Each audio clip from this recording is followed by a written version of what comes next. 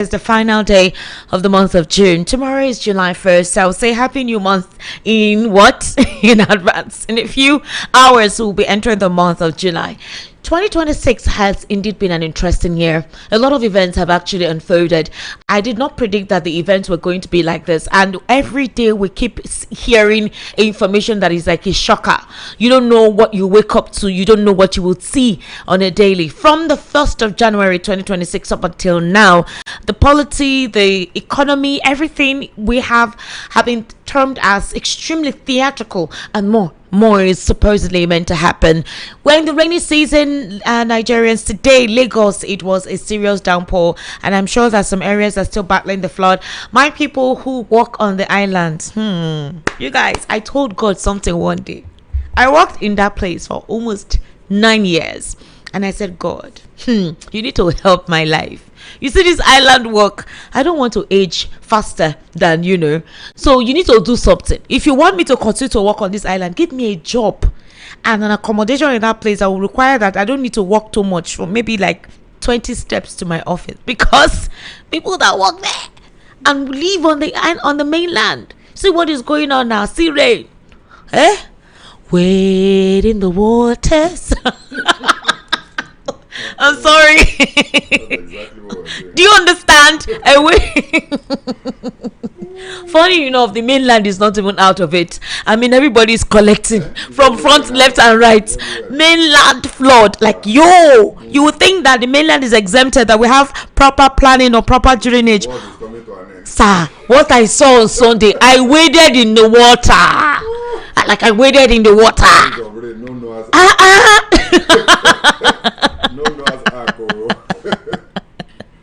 In fact, Keno people, this is the time for people to make business. So, just start bringing in Kenos into those streets and helping people leave their house to wherever it is they want to go.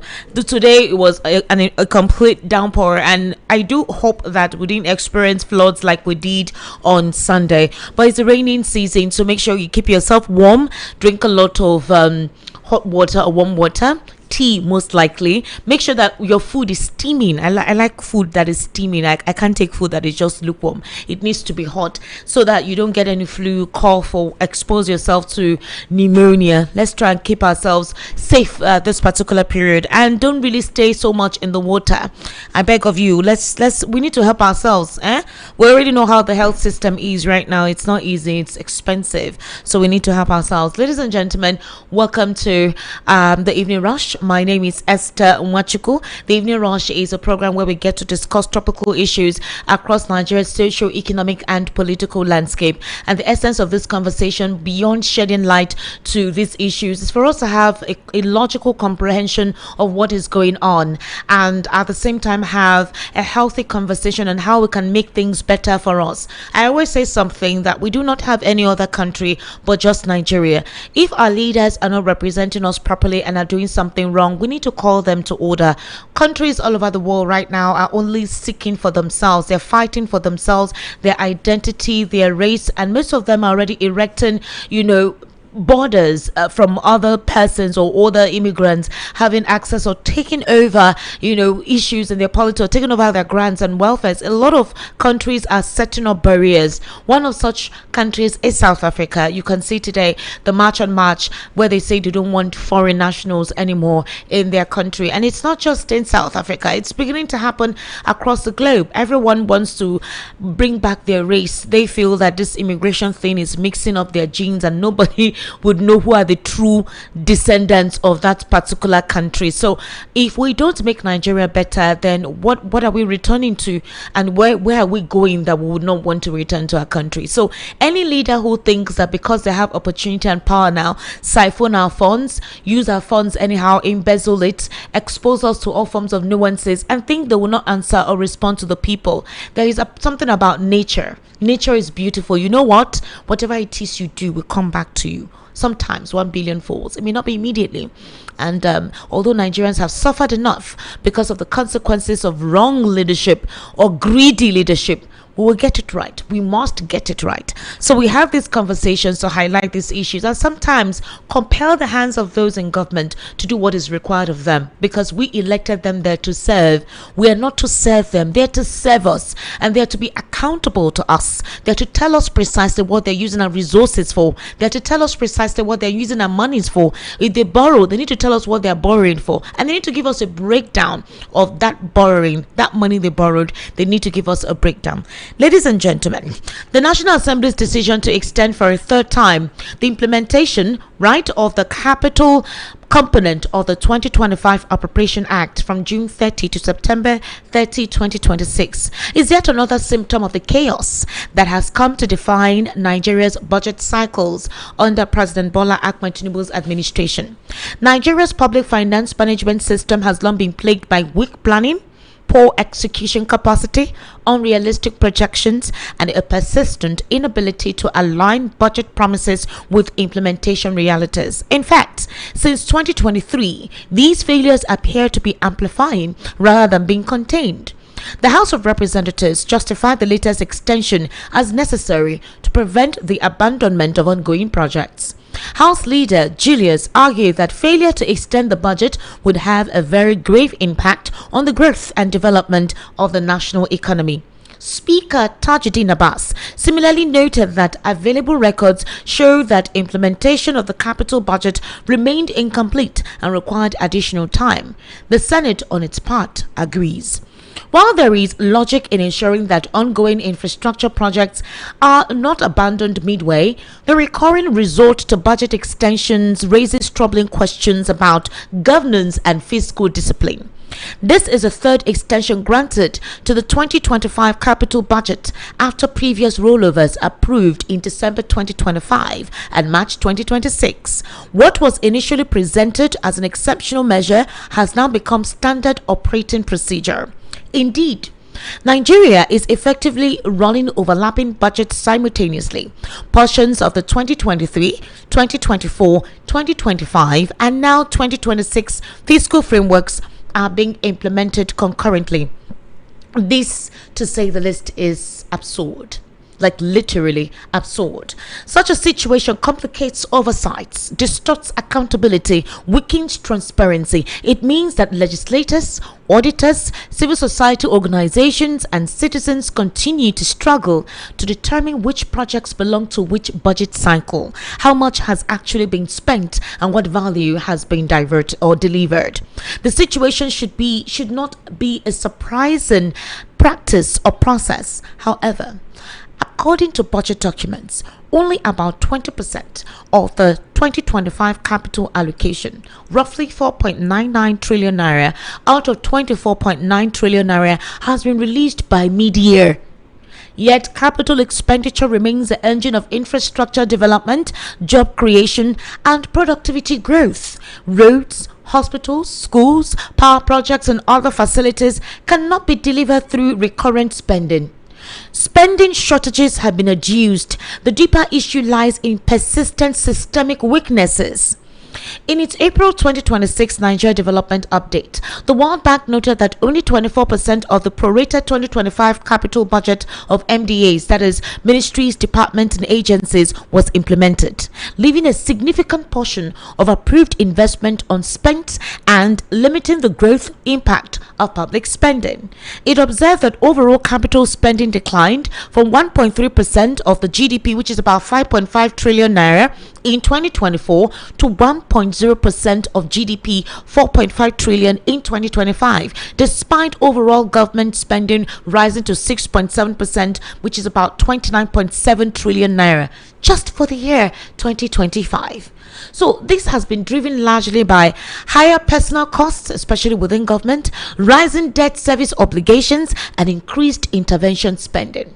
This recurring failure stems from revenue projections often proving overly optimistic. Procurement processes remain cumbersome and slow, and capital fund releases are frequently delayed. MDAs routinely submit ambitious project lists far beyond available resources, apart from lawmakers' often frivolous insertions. Weak monitoring mechanisms, bureaucratic bottlenecks further undermine implementation. What are the consequences of this action? Obviously, there will be lack of productivity, economic growth will be stifled, infrastructure projects will be delayed, contractors will remain unpaid, economic benefits that should accrue from completed projects are postponed indefinitely, and you're having agencies that are supposedly self-styled and money is diverted to those agencies, part of the Federal Executive Council, and yet nobody has been sacked, no committee has been set up, no panel has been set up to investigate. 1.3 billion naira dedicated to an agency that the government of the day is distancing itself from, yet the person in charge is saying they have 300 staff personnel, monies are paid monthly for the past 1 year, and nobody is saying anything. And then to get that slot, this person is claiming 400 million naira was spent, and there is another 600 million naira to be spent, yet everywhere is quiet. And then there is a support group asking for the individual who decided to make this public to be arrested. Are we in a banana republic, Nigeria? Ladies and gentlemen, my guest this evening is no other than Mr. Segun Shokpita. He's a political, national, and social affairs commentator. He's also an economic analyst. Mr. Segun, good evening. Thank you for joining us today. Good evening, Esther. How are you? I'm good. Swimming around. You're wading in the water? Plenty of waters. Lagos and rain. It's been raining all day. All day. The ground is so wet. Yeah, no sun whatsoever. At all. And I heard it will continue tomorrow until possibly midday thereabouts. We're happy. It's okay. We're happy, right? Yeah. I mean, farmers, we must eat now. We must Without eat. rain, no harvest. That's true. And sometimes when it comes like this, we may not see it in a very long time. Yeah, and I like the fact that it hasn't come down as a deluge that just washes everything away. It's just been raining steadily. So that's why the flooding is not as intense as it was on Sunday. It would have been. So, Mr. Segun, I mean, what I talked about today is basically your forte. Like literally your forte. Yeah. You know what we're having. And I really need us to discuss this. There's this individual who's coming out to say that his agency exists. Yet the government came out to say self-styled agency, they're distancing themselves from it. So where are all the monies that have been given to the agency? This person had to release videos and pictures of his office and the staff. Now a support group, therefore, in support of the president's chief of staff, they're asking for that man to be arrested. This man did a press conference. In that press conference, he made a lot of allegations.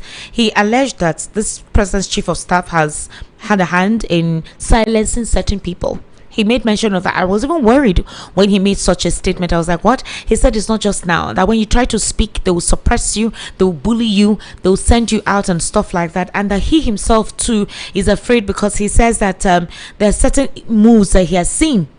And that I think he mentioned about some certain persons who were murdered, and he can't explain how they disappeared, and that he's afraid for his life, but that there is a need for him to come out. He did an extensive press conference giving a breakdown. So I had an analyst on Sunday who said it's obvious that this person is a novice. The government does these things where they set up agencies where monies are siphoned and diverted to. They use it for elections, they use it for all of those things. The only thing is that you must not be caught. It is when you are caught that problem has happened. Atiku is asking that Femi Gbajabiamila should be sacked immediately or suspended while an investigation is ongoing for this. But so far, the presidency has been quiet.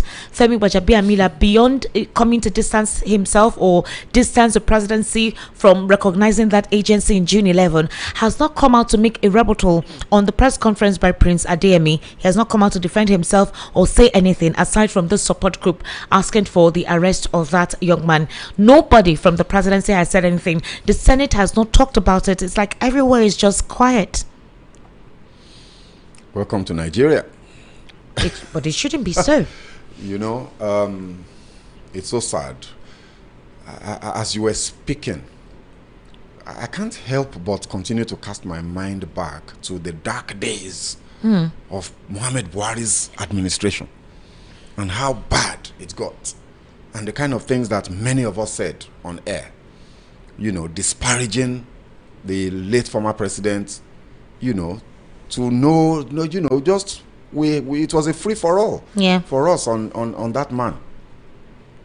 And now you are looking back at his time and you are thinking, it looks as if it wasn't so bad after all. Maybe we were overreacting.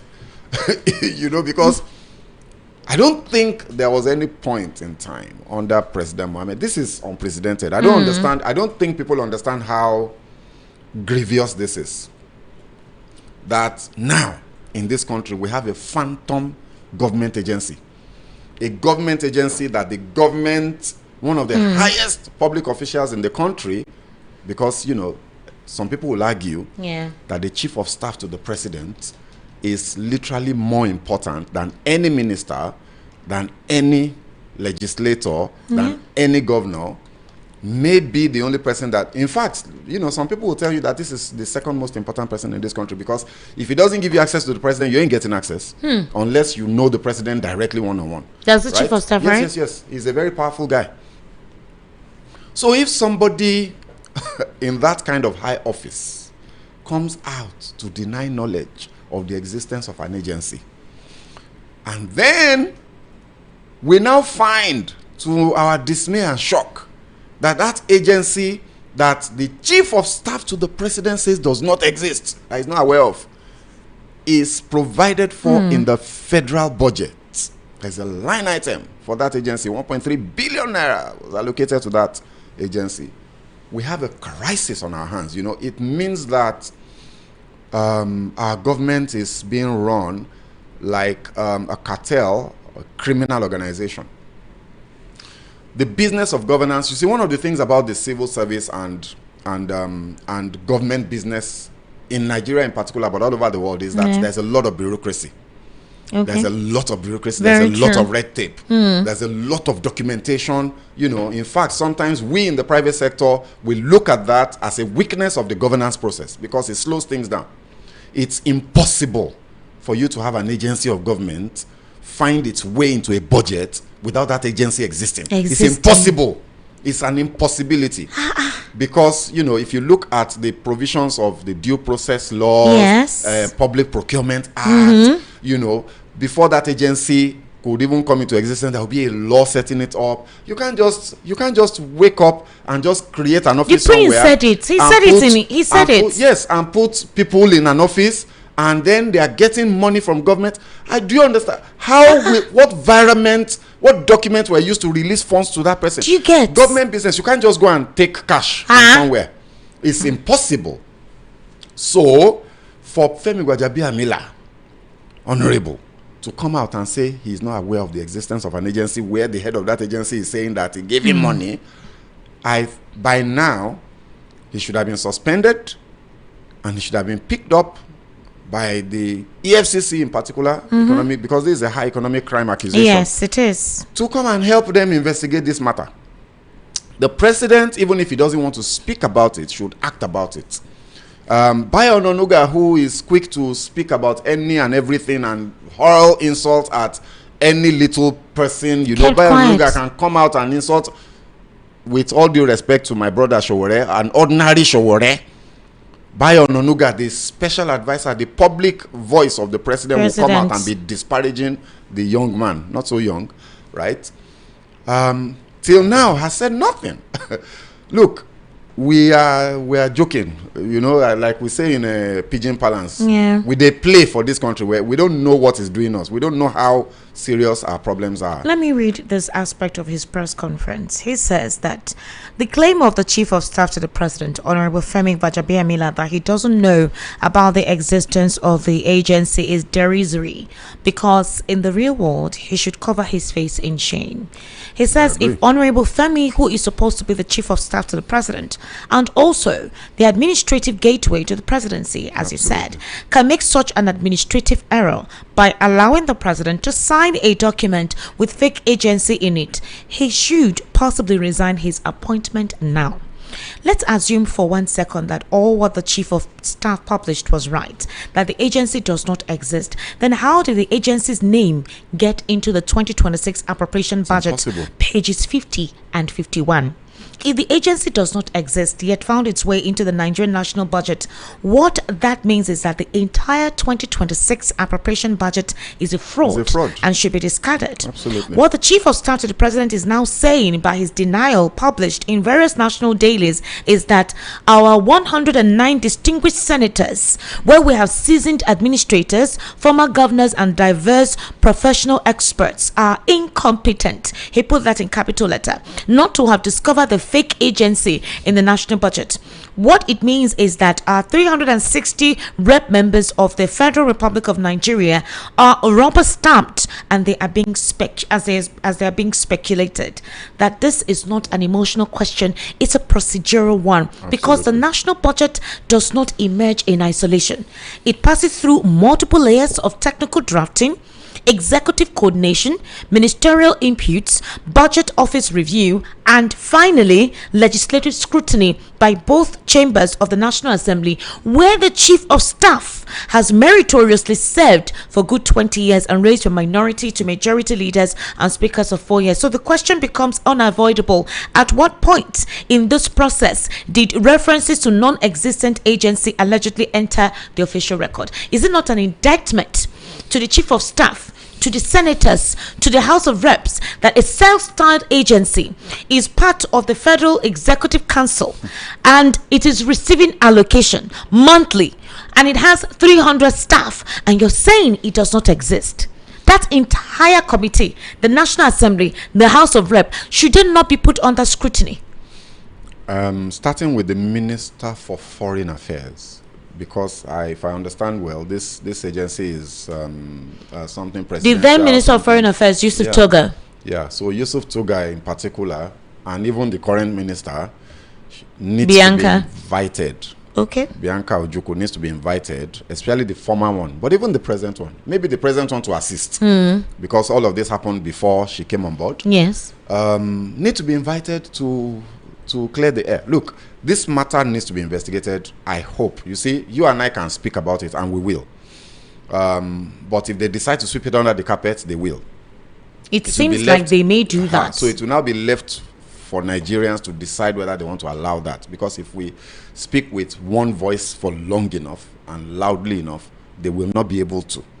So I want to urge Nigerians. You see, if we follow small issues, in quotes, it's a small matter. Look, let's be honest, 1.3 billion in a 58 trillion budget, is less than 0.01% or something like that. But regardless, however, I'm saying that to say that it might seem as if it's a small amount of money, and therefore a small matter. However, you see, the truth of our reality will become clear to us if we follow a matter like this to the end and make sure it's not swept under the carpet.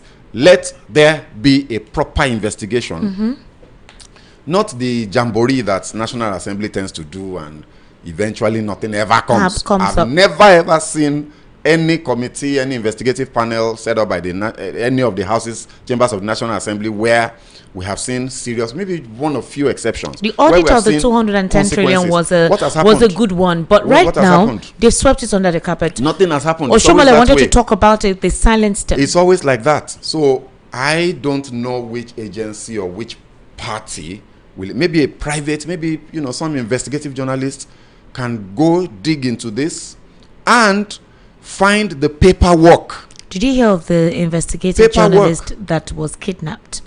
That it was the same chief of staff that was responsible for that. Absolutely. Look, those things, when you hear those things, I have been privileged, in my time, in quotes, to have worked with certain people who are within very high up in the political circles in Nigeria. And I can tell you that some of the things that this guy is saying, I've seen them happen close range. So when we hear about politics in Nigeria, and that's why some people will tell you they don't want to go into politics. It's dangerous. It's dangerous. It's dangerous. I remember my somebody that was very close to me used to say then, I don't want to see you anywhere near anything politics in Nigeria. I don't want to become a widow. Yeah. And all of that. So I understand what that man is saying. All those allegations he's putting out there, they don't sound outlandish to me. I know that these things happen.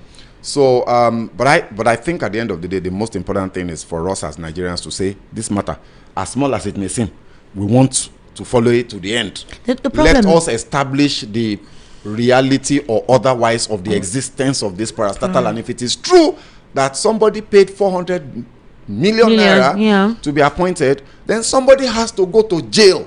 And I know these things happen because I have also heard about it from people that I'm very close to who are in Abuja. In fact, I must tell you, somebody has actually suggested it to me. yes, me, that I'm talking to you like this, has called me and said, you know, do you want appointment? That we can do it like this, we can do it like this, we can do it like that. And it's very similar to what this guy is talking about. And I had to tell the person, bros, have fun now. But you know me now. In fact, how I got to know about this was the Secretary to the Government of the Federation who tried to distance himself from some, he said it was AI, some persons were impersonating him, that they would call his office and they were collecting money to get appointments, or is it to get appointment or see the president, one of that. So he had to distance himself that he's not the one that is asking for money from people who are calling his office, that somebody is impersonating him. They now set up an audit to investigate who has the voice that was answering the phone call. yeah, don't cause wahala for this. Look, anything. Look, there's nothing you can prove. Wallahi, now. you know, Jerry, is AI. Do you see that primary? Which was it, primary election, where an APC chieftain, Jared Tenebe of Edo State, where they saw him with the uniform, he said it was AI. Ah, God. Inside there, somebody rubbing his leg. He said it's AI. So if Gbajabi Amila decides to follow that line and say the whole thing is AI, then we're in trouble. However, they have to understand that now the same Onyibo man we do pencil, now he also do eraser. So you can't just claim it's AI. Those things can be verified. Yeah, it's just a few lines of code, and you determine whether this thing is a real image or if it's not AI generated image. So all this one that people are saying is AI, they should be careful. It can be proven. All right.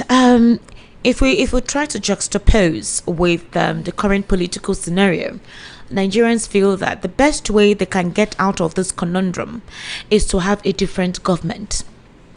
But the question is, if you have a different government, will the problem stop being there? And how do they intend to resolve these issues? There are complaints that some of the persons the president appoints have one criminal record or the other, and that the president doesn't care. He just appoints them. There are also claims that the state police bill, right, is for 2027 elections, that they want to use it to suppress the opposition. Peter Obi has said, calm down, you can do this after these elections. Atiku and other political opponents' voices are saying that they don't trust the genuinity of this state police bill, that it has an agenda. But this is something that Nigerians have always advocated and said, let's do this. This uprising insecurity where persons are coming to people's homes, displacing them from their own areas, displacing communities and all of that, state police is required. Do you think that state police is a political move to suppress dissenting voices or opposition? That's one. Two, is this something that can be done before the 2027 elections? First of all, we have to admit that there's an urgency on the issue of security in Nigeria. People are dying every day. So that is a reality that we cannot lose sight of. We must keep that front and center in front of us like this. As we are now discussing issues surrounding it, we must remember that people are dying. Now, having said that, I have always maintained that if you are going to bring about, first of all, will state policing automatically make the problem of insecurity disappear? And my position has always been no. Why? The state called Nigeria, the government of the country called Nigeria, is one of the most powerful governments in the world. Let's not make any mistakes about it. We are a powerful nation in the global order. And it's the reason why certain things cannot happen in Nigeria, why you find that there's always some sort of foreign interest in what is happening in this country and all of that, right? Yeah. The Nigerian state is very powerful. And look, nobody can convince me that the Nigerian state cannot resolve the insecurity problems of this country, even as currently constituted. So there's the issue of the political will that is completely missing, and that has been missing for as long as I can remember, since this issue came up. People politicize issues of life, the lives of human beings. We turn them into chess pieces on a chessboard and just move them around and let them get slaughtered, if that is convenient for somebody's interest of some sort somewhere. So I don't think that the only solution or the main solution is the issue of state police. I think state police is more of a foundational issue to set Nigeria on its way to a more secure nation and to a better governed democracy where the justice system works better. There is a fundamental flaw in the structure of the police.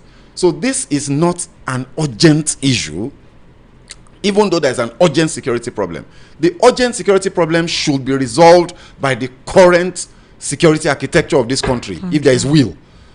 The issue of state police is a matter of saying we want to build a country where the citizens they feel safe wherever they are. You know, the huge ungoverned spaces that we have currently will be significantly reduced when you bring on the issue of state police, and therefore there will be more safety. It's not an urgent matter. So that's why I believe and I agree with Peter Obi when he says, wait, what's the rush? Because when this news came out, I was on air somewhere saying, yes, state police, we need it. However, we must not rush the legislation. Yeah. Because look, everybody knows that when fraudsters want to commit fraud, one of the tools that they use is urgency.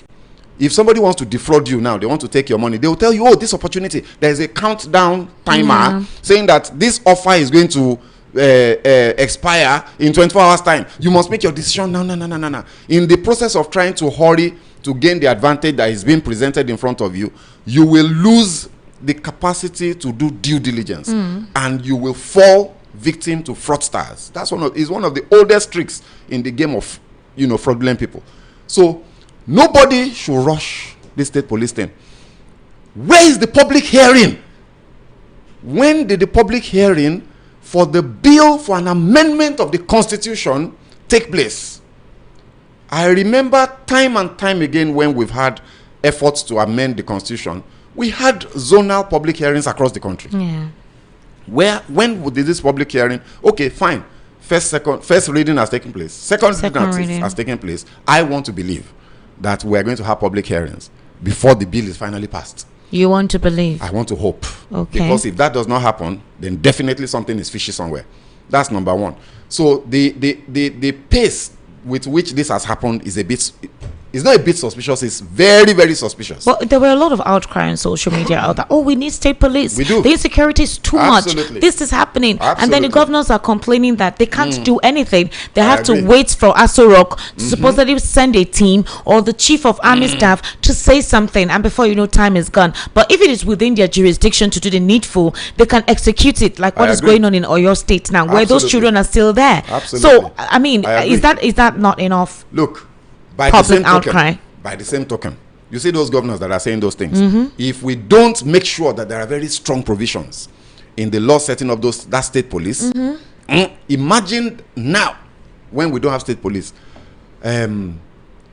Dadiata, where is he? Yeah, that's true. Agbajalingo. Agbajalingo Yes. in Cross Rivers. Yes. We all remember what happened to the guy. Yes. Right? At the instance of a sitting governor of a state just because the guy wrote an article. That's Ben Ayade. And there was no state police then. Imagine a place where the state commissioner of police, the commissioner of the state police of Rivers State was appointed by Ben Ayade, and his salary is paid by the Cross River State government. Imagine what would have happened. That's true. So there's no rush. But there's karma now. Ben Ayade is crying. I understand. Okay. I'm just using that as an example. There's no rush. Okay. Right? Now, having said that, the elections, we're in July now. Yeah. Elections are going to take place in just about 6 months. 6 months. 6 months and some days, because I think the first set of elections is in January. The gubernatorial election is just towards middle of January, right? Yeah. So it's 6 months plus a few weeks away. I think it will be foolhardy. Look, if we go ahead and actually, I don't even think it's possible. We can't implement state police before the elections. So I think people need to calm down. Yeah, it's not possible. The procedural process that still needs to happen before you actually form a police force It cannot happen in 6 months. It probably won't happen in 2 years. It's a process. It's a long process. When we finish the constitutional amendment, let's assume that they pull off the national anthem style of legislation where you went to sleep and our national anthem was Arise, O Compatriot, and you woke up the following morning and it's now Nigeria We Hail Thee.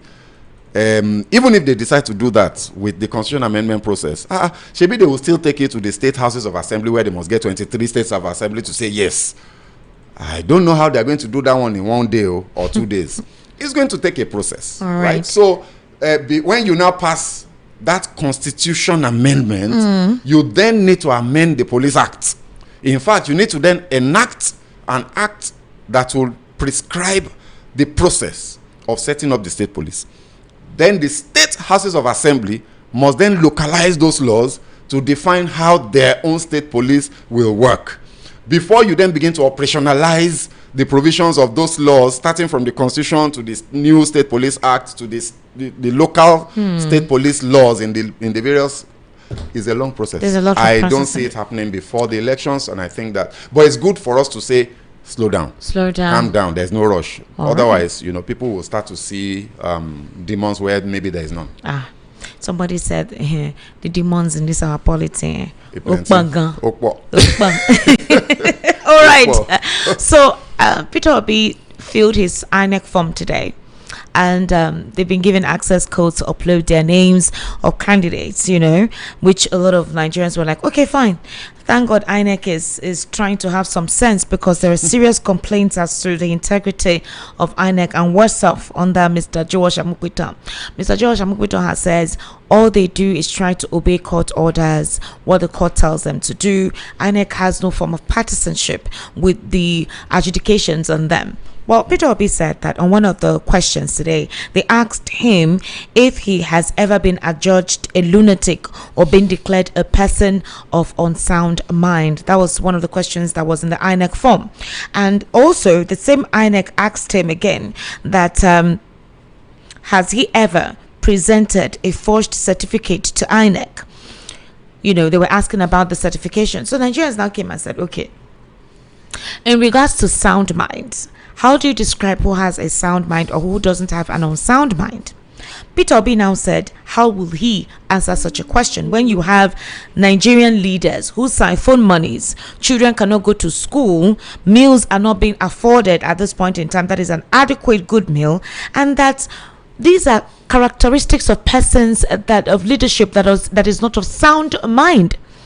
Then about the certificates, forged certificate, Nigerians are now saying, okay, is INEC meant to ask him that question, or it's for everyone? And if the president is going to respond to this question, how will the president respond to it? First of all,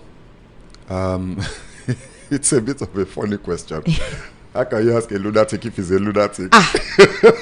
Person with craze, they don't say craze. So I don't know. I mean, it's a bit ridiculous, to be honest. He gave out some characteristics of an unsound and lunacy leadership. I understand that, but person with craze, no, they don't say craze in most cases, except for very special types of madness. So the question itself is stupid. Okay. So what they should be doing instead of asking stupid questions is to put in place a process of confirmation of the mental state and health of anybody contesting. It's a simple test. Just subject them as a requirement for contesting an election into public office in this country. Put it in our laws that a person must be certified by credible, maybe even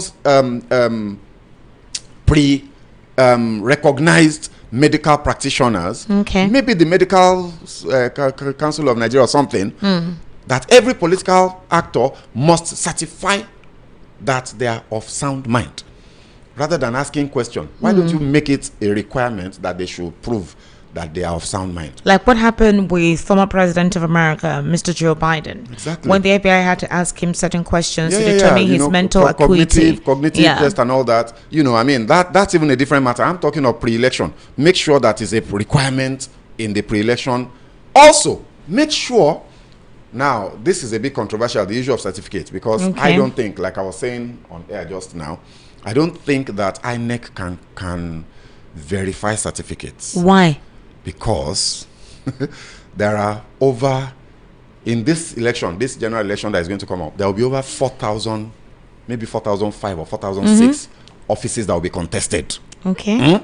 And there are 21 parties. Let's assume that each party presents, in fact, let's assume only 10 parties present candidates for each one of those offices across the 36 states. You're talking about 45,000 certificates for INEC to go and confirm. It's an administrative nightmare.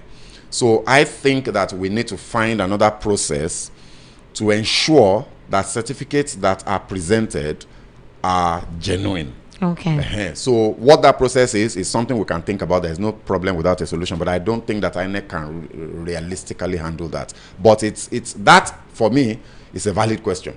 And the president, the current sitting president, will also have to answer that question, because the case on the authenticity of his own certificate remains, the answer is still in the wind. Okay. Because the university that he supposedly attended has refused to confirm that they issued that certificate till tomorrow, and it was in court.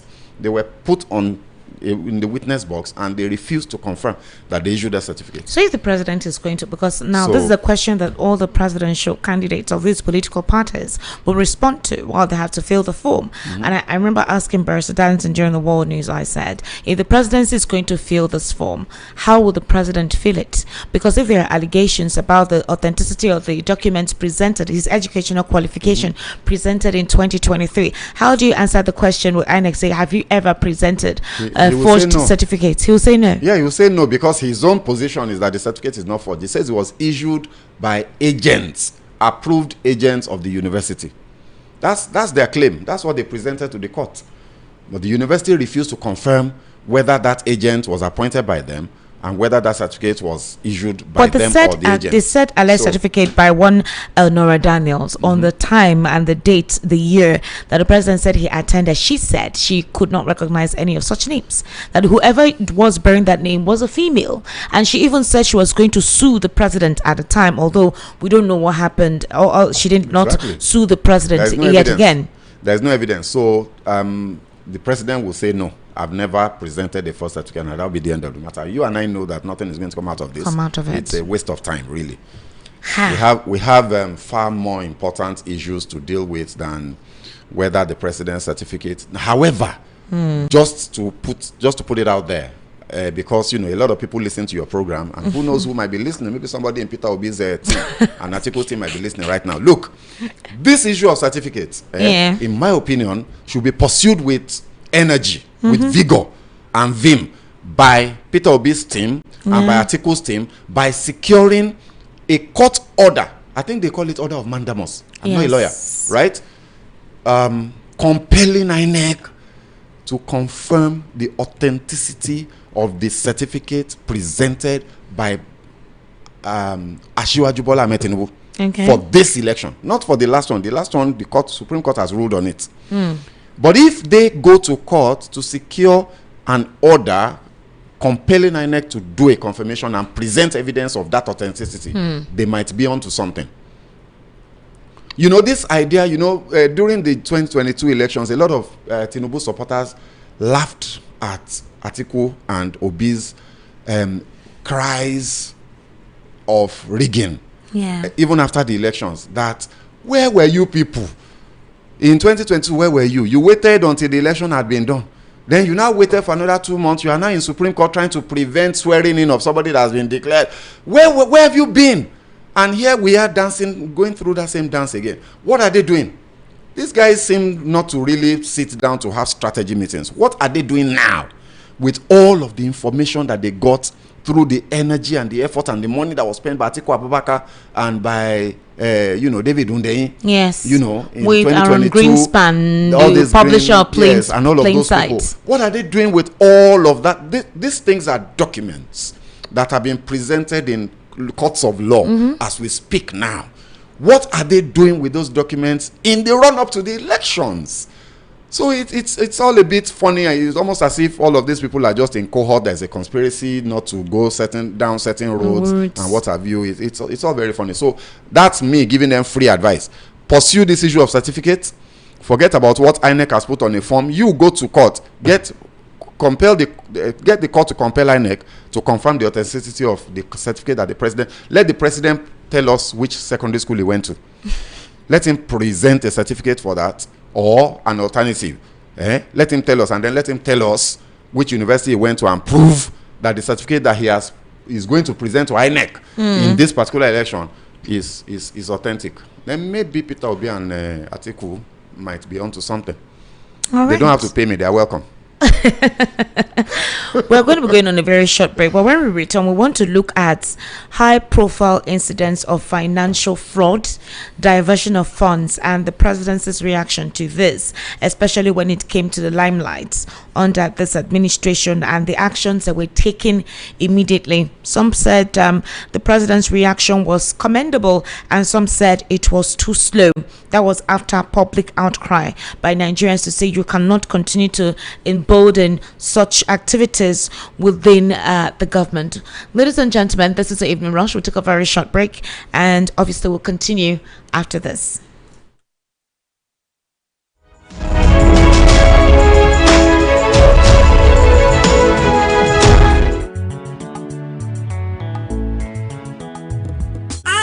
House dey dark and NEPA bill dey choke. E dey worry you as e dey affect your business. So Solution don come. Imagine say you wake up for morning, light no shake, fridge don block, business no get wahala, everything dey okay. No be dream o. With Yohaku, na you dey control your light. Yohaku dey sell gas cooker, freezer, fridge, and dem go furnish you with modern kitchen o. Whether na inverter, batteries, panels, smart street lights, be na solar AC system wey you wan use for house, business, abi for industrial work, Yohaku stand chim to help you. Bye to NEPA bill o. No wait till transformer go spoil again o. Oh yeah, run call Yohaku for 070-121-30260 or 080-324-82573, or you fit to call 080-669-60066. For Lagos, we there for shop F1179 Industrial Section, or Joe Alaba International Market, or shop G6 Electronic Section, Alaba International Market, Headline,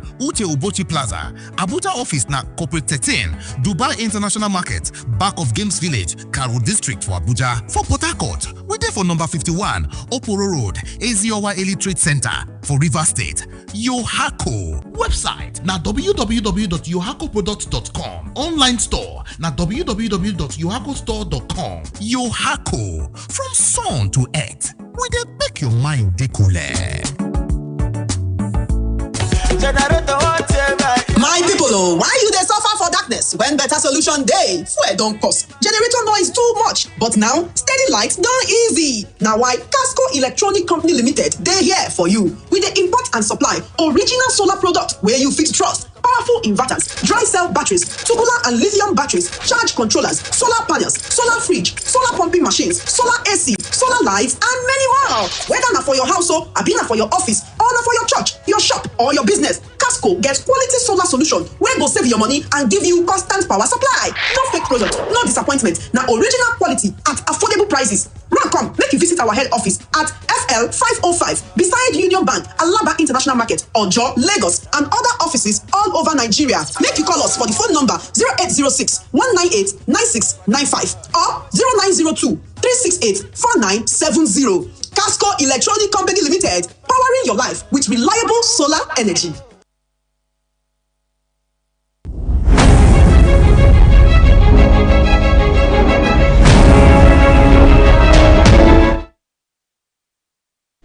Welcome back. This is still the Evening Rush right here on Voice of the People 90.3 FM. My name is Esther Wachuku, and I actually have right here in the studio as well Mr. Segun Shukpito, who is a political, national and social affairs commentator. He's also an economic analyst. Mr. Segun, before we proceed, I want you to take a close listen to this. Said 800 billion naira has been diverted. How and where is it diverted to? It's now left for we Nigerians to ask and to know and to demand answers. We are convinced as a party that when you have a government that is desperate to be, the World Bank said 800 billion naira has been diverted. How and where is it diverted to? It's now left for we Nigerians to ask and to know and to demand answers. We are convinced as a party that when you have a government that is desperate to be in power, when you have a party that is so animated with the desire to cling on to power at all costs, and a president that sees nothing in the horizon more than the power and the need to remain absolutely in control, everything goes. And so what we are saying is, look, this government has borrowed how much, Charles? 30 billion in the course of 2 years. Just this week, we're talking about the same government approaching the World Bank for another 1.25 billion naira loan. When you take this into, economic parameters and try to contextualize it vis-a-vis the revenues that you get from customs, from the Federal Inland Revenue Service, and the revenue that. All right, now, Mr. Shagun, there was a very good reason why I asked you this question, okay? Because it has become quite imperative that we understand that multiple high-profile incidents of fraudulent fund diversion and misappropriation have been alleged and investigated, some investigated within Bola Tinubu's government. You have prominent instances of former Minister of Humanitarian Affairs, Betta Edu, over alleged diversion of 585 million. That was even just as the president entered office. You have infrastructure and project fraud. Civic Watchdog budget reported that 92 projects valued at 15.07 billion were fraudulently executed, suffered from fund diversion, and were marked by substandard construction and non-execution. You have FAC allocation controversies where the ADC raised alarm based on the World Bank data alleging an unexplained diversion of over 800 billion from the Federation accounts, all for us to hear that the governors had a hand in it, where they said it was for the president's renewed hope ambassador or whatever, that the president needed to intervene. And Hope Uzodinma, I think the governor of Imo State, was asked to look into it and see if they can refund the money. Nothing happened. That has been swept under the carpet. 210 trillion naira from the NNPC, although investigation audit from 2017 up to now, we heard that the person in charge, Mr. Wunti, was going to be silently put into the APC, given a senatorial position where questions will not be asked and everyone will be quiet. The APC chairman, in a telephone interview in Hausa, said that issue had been brought to the table of the president 4 different times, and that the president was alleged to say he will look into it. All of these things, appointment given to certain persons who have one corruption or financial fraudulent case or the other, like Mr. Wale Oke. I'm sure you remember that particular case. The Rural Electrification Agency, the president had to suspend the managing director, Ahmed Salijo Ahmed, executive directors, following investigations into an alleged diversion of 1.2 billion naira in 2024. The telecom and tech funds, so Serap has persistently urged administration to probe missing public funds, including alleged diversion of 26.9 billion. And we even heard about 2 individuals in this same tech sector who are very close to the presidency, who want to have a unilateral hand on the monies coming from tech, unaccounted, no tax included, personally going to their account, like clean raw cash. So how do we describe all of this? I mean, look, this issue you raise is a fundamental plank of the basis for the opposition of some people to the emergence of this particular president. The man has never been known to be an anti-corruption fighter in any way. It's never been. I mean, if anything, during his time as the governor of Lagos, there's always been scandals and controversies around transparency and accountability with the utilization of public resources. The fact that Lagos is working in quotes and Lagos is building a lot of infrastructure, you're seeing bridges, and you will never know the cost of those projects in clear terms. There will always be some sort of vague, reference and all of that. I mean, look, and you can go on and on. So it's very different from a Buhari who people say, oh, there was so much support for him on the basis of his puritanistic, lifestyle, and above the almost incorruptibility of his character, which we later found to be maybe not as incorruptible as we thought, right? But this particular president, nobody is making any such claims on his behalf. And in fact, neither has he himself come out at any point in time to tell you that he's going to fight corruption. It's not a priority for him.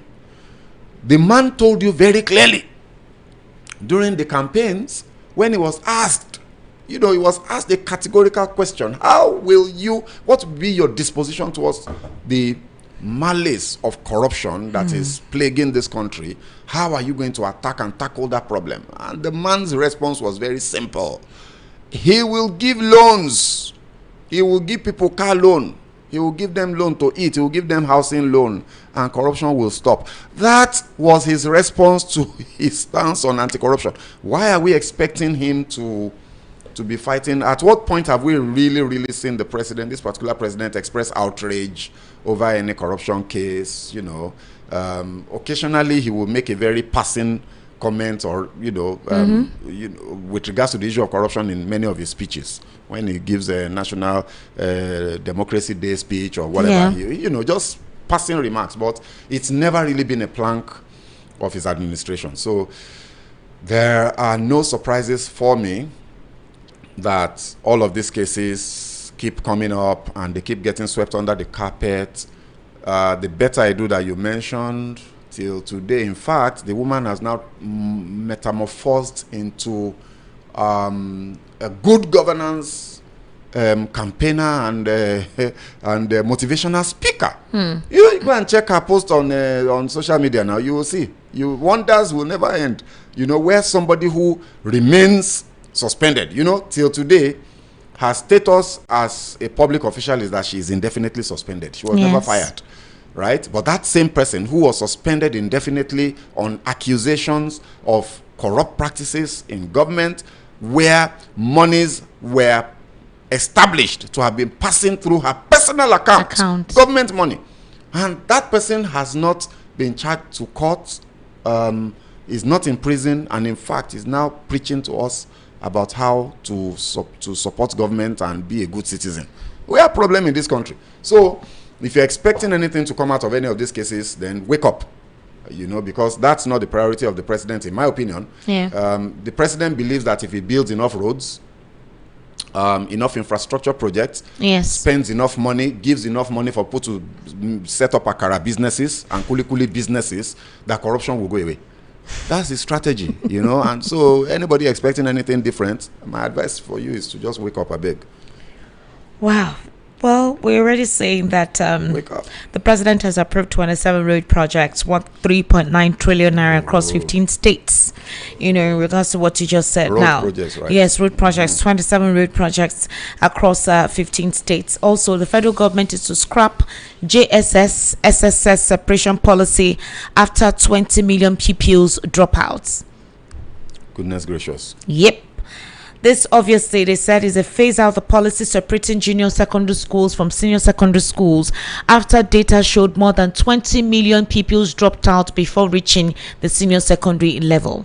And this, by the Minister of Education, Dr. Tunji Alausa, announced that decision today in Abuja at the inauguration of the UBEC Ministerial Implementation and Monitoring Committee. Alausa said the disarticulation policy, which required JSS and SSS to operate separately with different principles and facilities, has not met its objectives. We have 20 million dropouts from primary school to JSS. Where are those students? We also found we have 80,000 public primary schools and only about 15,000 junior secondary schools. That's 1:8 ratio. So the minister is saying the imbalance has caused overcrowding in JSS facilities, left many senior secondary schools underutilized. He cited Kaduna and other northern states as examples. So apparently, the proposal to abolish the policy will be tabled at the next meeting of the National Council on Education. The policy shift is aimed at expanding access and improving learning outcomes. He said past failures in addressing transition rates, but stated the government will not fail. So He did not disclose how they intended to fix it, but that they're scrapping out the whole separation of JSS and SSS because they realized 20 million pupils dropped out. But what's going on with Mr. Alausa? Look, I'm tired of this Minister of Education and all of this random knee-jerk pronouncements and policy ideas. I'm tired of it. It's ridiculous. What is there a correlation between that number of dropouts and the 6334 system? Has he established empirically that the dropout rate is as a direct result of the 6334 system? No, another thing is the fact that you're basing your conclusion from Kaduna and some northern states. I mean, it's all ridiculous. Like how? I have spoken so many times on this issue of our education policy as a country and the lack thereof, and the fact that in the year 2026 we're still running an education curriculum that was largely set up for us by our colonial master 65 years ago. That the reality of our current existence as a country has so changed from where we were when the current curriculum was set up that it is very, very crazy of us that we're still running this particular curriculum and expecting that the outcomes will be better. That we need a complete overhaul. You know, look, this country is broken. The country is broken. Hold on. Please, if you're an educational facilitator, if you have an educational institution, if you have a primary school, if you're running a secondary school, like if you're a teacher that understands the administrative process, adequate learning inputs, please, I would implore you to call in on this program and let us know if this policy is going to help alleviate or eradicate the nuances of people dropping out from schools, low quality turnout of our students from our several educational centers, because I'm trying to understand who is at fault here. The point, Esther, is that there is absolutely no correct. It's ridiculous to be trying to link the education outcomes to the structuring of the progression of students through the school system. Is ridiculous. The problem is that the education system itself is broken. There is a desperate and urgent need for greater funding, for better strategy with regards to public education that is affordable for the majority of poor Nigerians, especially at the primary and secondary level, you know, to ensure that Nigerians go through that, every single Nigerian. What is the minister doing about the dropout rate in the north? Do you understand? I served in the north. The reason people are dropping out is not because of 6334. It's not because of the disparity between junior and senior high. It's because they don't see the correlation of the education curriculum to their success as individuals. That those children don't see it. Why should I go to school and spend all this time when I can be on the road selling petrol and making a living? You know, so those problems with the structuring of the entire education sector is what we need to be looking at, and we need somebody who will sit down and be brave enough to say, look, we need an entire overhaul and develop a strategic master plan of how Nigeria can transit from what we're doing now to something that will better serve our current need. What is Nigeria's current need, safe? Where exactly are we trying to go as a country? What is the vision of this president for this country in 50 years' time? Do we have some sort of a plan, an idea of what we're trying to achieve, and therefore tailor our education system to ensure that citizens can drive the achievement of that? Because that's how they do it in China. His narrative is that we cannot be creating positions because we want to create a director level for people while we harm our education system. That it's not about doing what is best for every Nigerian child. It's about doing what is best for every Nigerian child. So it's about giving positions, instead of giving a position to junior secondary school and senior secondary school within the same institution, let it be that it's one person or something. Every time that what modus is that? Speak, I understand. I hear from people that know him that he's an intelligent guy. So I think that he is a victim of our broken system, our broken public system, and the bureaucracy. Because, you know, every time that I hear him speak, he speaks tactically. He is too embroiled in the nitty-gritty of how things work. As a minister, you should come out of all of those details. Do you understand? Look at things from a helicopter view and a strategic perspective to see what's my mandate. What do I want to leave behind as my achievement, in moving the education sector in the right direction, moving the needle in the right direction after my 4 years in office. Mr. a proper administrator who is an educationist, because I believe that position should be given to somebody who understands the educational system in this country, not just to anybody. Now, you are supposed to investigate across all the 6 geopolitical zones what are the issues in this public educational sectors from junior to senior secondary school. You assess the default in the southwest, in the southeast, in the south, in the northeast, northwest, and north central regions. Then when you have been able to assess all of these porosities or anomalies, you now start from, is it from the administrative level? Is it from the infrastructural level? Could it be about the administrative level in terms of finance, the access of these children? Could it also be the fact that maybe the cutoff mark is too high? What could be caused? Why is the cutoff mark too high or too low? You assess the different intelligence quotient of these different regions, and then you now look for a central strategic approach to handle this. Do you know why I'm gobsmacked? This North, he's trying to claim that it's because of out of school children dropping out from Kaduna. I schooled there, and after schooling there, I stayed there for a whole year. I'm an output of a northern educational system during Obasanjo's era. And I'm not lying to you, Mr. Segun Shokweto. I didn't go to any foreign college. I didn't go to any Montessori school, as you can say. No, I'm just telling you. I did my secondary school there. Of course. We had beautiful quality teachers who were Hausas, by the way, and heavily accented with the Hausa accent, and we all turned out well. Then I came to do my extension of my undergraduate studies in the University of Lagos, BSc MS. So what are we saying? At the end of the day, I just feel there's something that Peter Obi does, and people laugh at him. Supporters of this particular administration laugh at him, but I think we're being very foolish when we laugh. You see, there's something the man likes to do, which I particularly admire. It's that he looks around the world. Why do you want to reinvent the wheel? So he looks around the world and says, where is he working? So he will look, and you see that when he's citing examples, he's using examples of countries where the demographic realities are very similar to ours. So he looks around the world and says, if it's education you want to talk about, where exactly have they done something with the education that it has resulted in progress for the country? And he will go there and say, let me study it. If it's power, he will go to Egypt. If it's, what we need to do, let's not reinvent the wheel.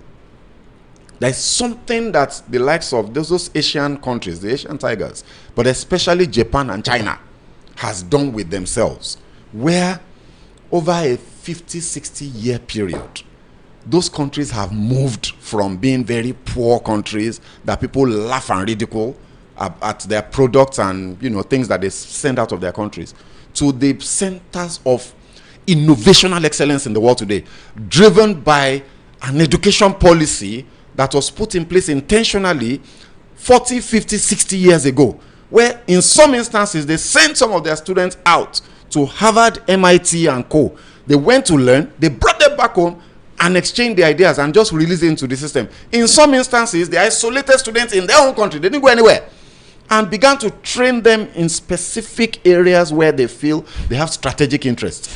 Why are we not thinking that way? Mr. Shem, why are we talking about appointments into director level? What kind of mundane I am trying to understand the sanity behind this modus operandi that they want to introduce in school at the time. I'm not saying that professional courses were not acquired. It's a normal thing. Yeah. In this profession, you need to acquire lots of professional courses. It helps you facilitate to get international gigs and all of that stuff. Okay, so good. Let's look at this. In class, in literature class, some students don't like reading literature, but you're compelled. There's an assignment on every session of literature class. You're compelled to read. Everybody must read out. So before literature class, for those who are shy or who cannot pronounce words or read, we help ourselves out. There are also after classes. Then in school, during preps, we had afternoon preps and we had evening preps. See, in school, even in that place that is considered the north per se, you cannot cheat during exams. It was in my secondary school I learned to independently read and write. You can't do expo. So when I came here to school, that is do my my BSc, I was used to staying on my own to write my exams, meaning you need to read. I learned in secondary school to comprehend so I can use my words to answer my questions. I couldn't cram. I'm not a crammer. I can't cram a teacher's note or whatever it is it dictates in class. So it is important for me to read, comprehend, use my words to explain. It's only the theories, obviously, that you need to actually write as. That there was a system. So why not address what broke that system? What inundated it? What phased it out? What made it weak? What are you talking about? At the end of the day, you have to zoom out of, this education sector conversation and look at the entire society and realize that what you are describing with the energy and passion you are speaking with now has also happened in the health sector. If you compare what we had 20, 25, 30, 40 years ago in the health sector to what we have now, it's been a deterioration. Even though there have been little islands and spots of success and progress driven by private enterprise and private ventures. Yeah. But as far as our overall health sector is concerned, it will be moving backwards. And it's the same story across all sectors of Nigerian society.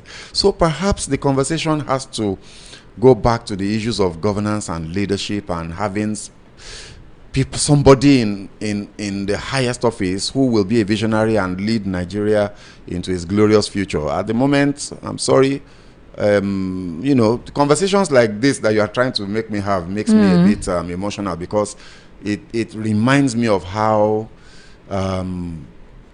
almost hopeless our situation is. The kind of things that we need to do to turn the direction of this country around are fundamental.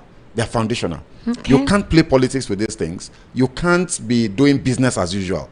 The business as usual mentality of our politicians, and especially of this administration, is part of the problems that we have. Nobody is willing to really come forward and rock the boat. Seems as if it's a pandemic. All right, ladies and gentlemen, let's take your reaction or conversation this evening. The number to call is 080-3692-9933, 080-3692-9933. The WhatsApp number is 0817-1756-338, 0817-1756-338. Mr. Shagun, you wouldn't understand why I'm passionate about this, because I don't know. Education used to be a thing of pride in this nation. It distinguished you. It gave you this elitist aura. I don't know if you understand what I'm saying. Parents mandated their children to attend school. Government secondary schools, then all these federal government schools were seen as like you're attending one Montessori elite school. You are posh. It's elite. If you are an FGGC, or FGC product, parents were others look at you, like up there. Federal Government College. Oh wow. Federal Government College. It is going to be all right.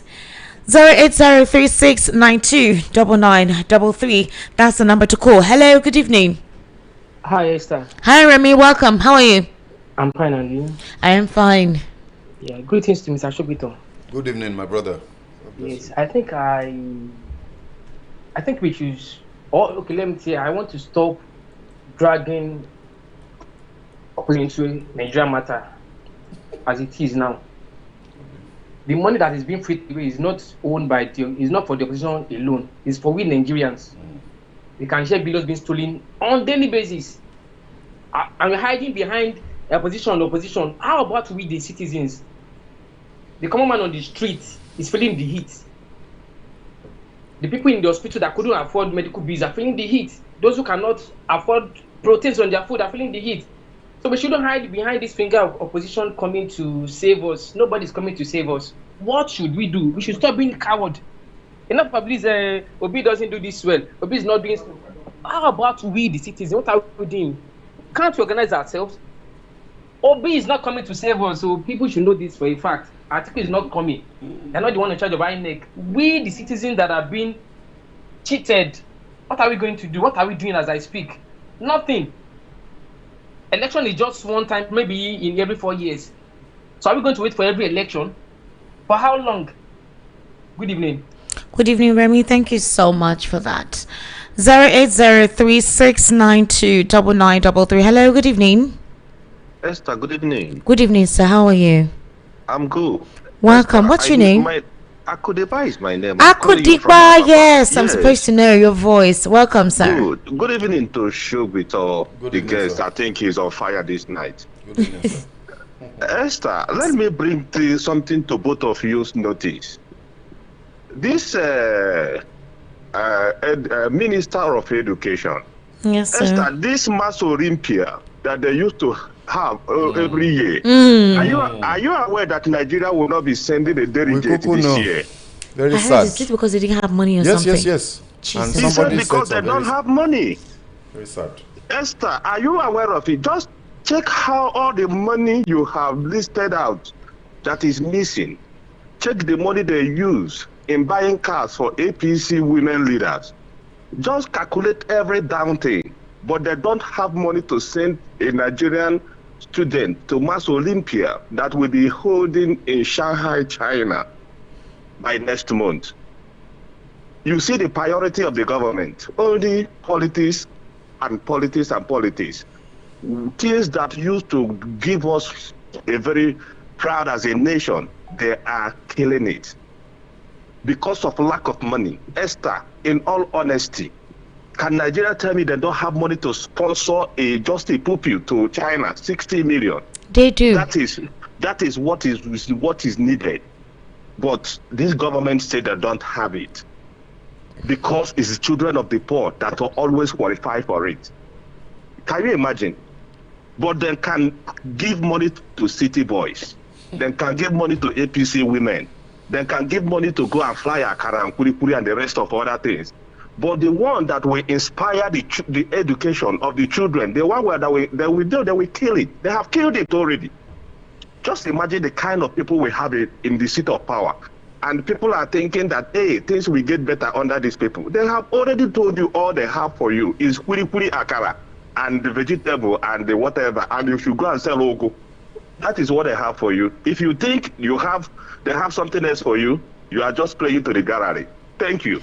Thank you, Akudiba. Thank you for calling, all right? Hello, good evening. Good evening, can you hear me? Hi, good evening. Can you hear me now? I can't hear you, but I know you can hear me. All right, I can hear you. I'm trying to move away from the radio so I don't get the echo All right, okay. sound. Good evening, Mr. Showemimo. We try. No, Mr. Shokwita. Oh, He got the show. Shokweton, I'm sorry. Ola, Nesta, how it's you not Ola Obimo that is calling.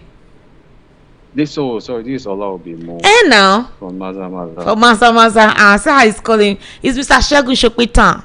Shegun Shokweton, how you doing? It reminds me of a popular pastor. This is Ikeja. Motivational speaker, but when I hear it, I say, wow, it's really like similar to that pastor. What I want to say is, number one, I'm not really surprised about the agency that was inserted into the supplementary budget. I wasn't surprised. If you look back to the days of the governor of Lagos State, what we have in our system is paddy. We hardly go for competence. And what we do is cry, okay, my friend, my family, even though they are not competent enough to deliver the job, let them come in. Okay, they will get something. You understand? So it's really affecting our society. If you could see, that's why there was a statement you made, Esther. You said the reason you are striving in your profession is because the people you work with, they want competence. In the private sector, they don't look at whether can you deliver this thing. So it's really affecting the public sector. And also, I want to look at the educational system. Esther, let me tell you the truth. the educational system had a foundational problem, on which I would blame the military for bastardizing our educational system. That was the genesis of our educational system being bastardized. The military, they don't really understand or know more about the educational system then. And if you look at it now, what we are having, if we want a better society in this country, we have to get our educational system right, which will go a long way to help us achieve our goals as a nation. I want to give you an example of Singapore. Is it Lee or something like that? He used the education system or educational system through the Ministry of Education to tell them that this is our goal, this is what we want, and gave them a target, the ministry, 10 years or thereabouts. I think Nigeria and Singapore were at par then. I think we were more than their economy and everything. But one checks in Singapore today. Look at where they are far ahead of us. I could recall last week you were touched by one guy that I think he was close to Lomo, one guy doing yes. You were sincerely touched. You said he had to take that decision that I want to go to school. Yes. And he made that effort and got a job in UBA. I think you were touched last week. Yes, I was. I was highly impressed. Yeah, so it's something that we should also make sure that the government should pay attention. And you see, they just feel like, oh, the public education, because we have a lot of private schools or universities about. So they just relax, at least that one thing. But not everybody can afford the public, the private school. Very true. Thank you very much. Thank you, Olabimo. I hope the weather didn't really disturb you, though. It did, though. But we will do it now. Abi? Enjoy your day. Enjoy your evening, okay? Thank you very much. All right, bye. Hello, good evening. Hello, good evening, Esther. Good evening, how are you? Yeah, I'm fine. And you? I'm fine. This is how they sound like this. Again, there. You there, bed? Yeah. No wonder. Oh, yeah, I got speak up because don't use bedroom voice. Good evening, how are you? Yeah, my name is Mark. Oh, Mark. Yeah. Okay, Mark, welcome. All right, calling from where? Yeah, Yanopaja. All right, Mark, go ahead. Yeah, good evening, Mr. Shegun. Good evening. Yeah. So, for the last speaker, Ola, yeah, I'm impressed with the examples he gave about Singapore. But the question is, can Nigeria, have that disposition to endure what the Singaporeans endured? Lee Kuan Yew was drastically reforming Singapore. Can they do that? I guess not. So let me talk about the story tonight. You see, Esther, I want you to listen. The last time, and the very last time, Mr. Shegun was here, he said something. He said Tinubu does not have the balls to create state police because he was scared of the state governors. He was on record saying that. And I challenge you to replay it. He was in that studio, sitting in front of you when he made that statement. Tonight, he has had a change of mouth. Now saying it is necessary, but not urgent. The same man that said Tinubu could not create it. Having created it, he is now saying, although it's necessary, but not urgent.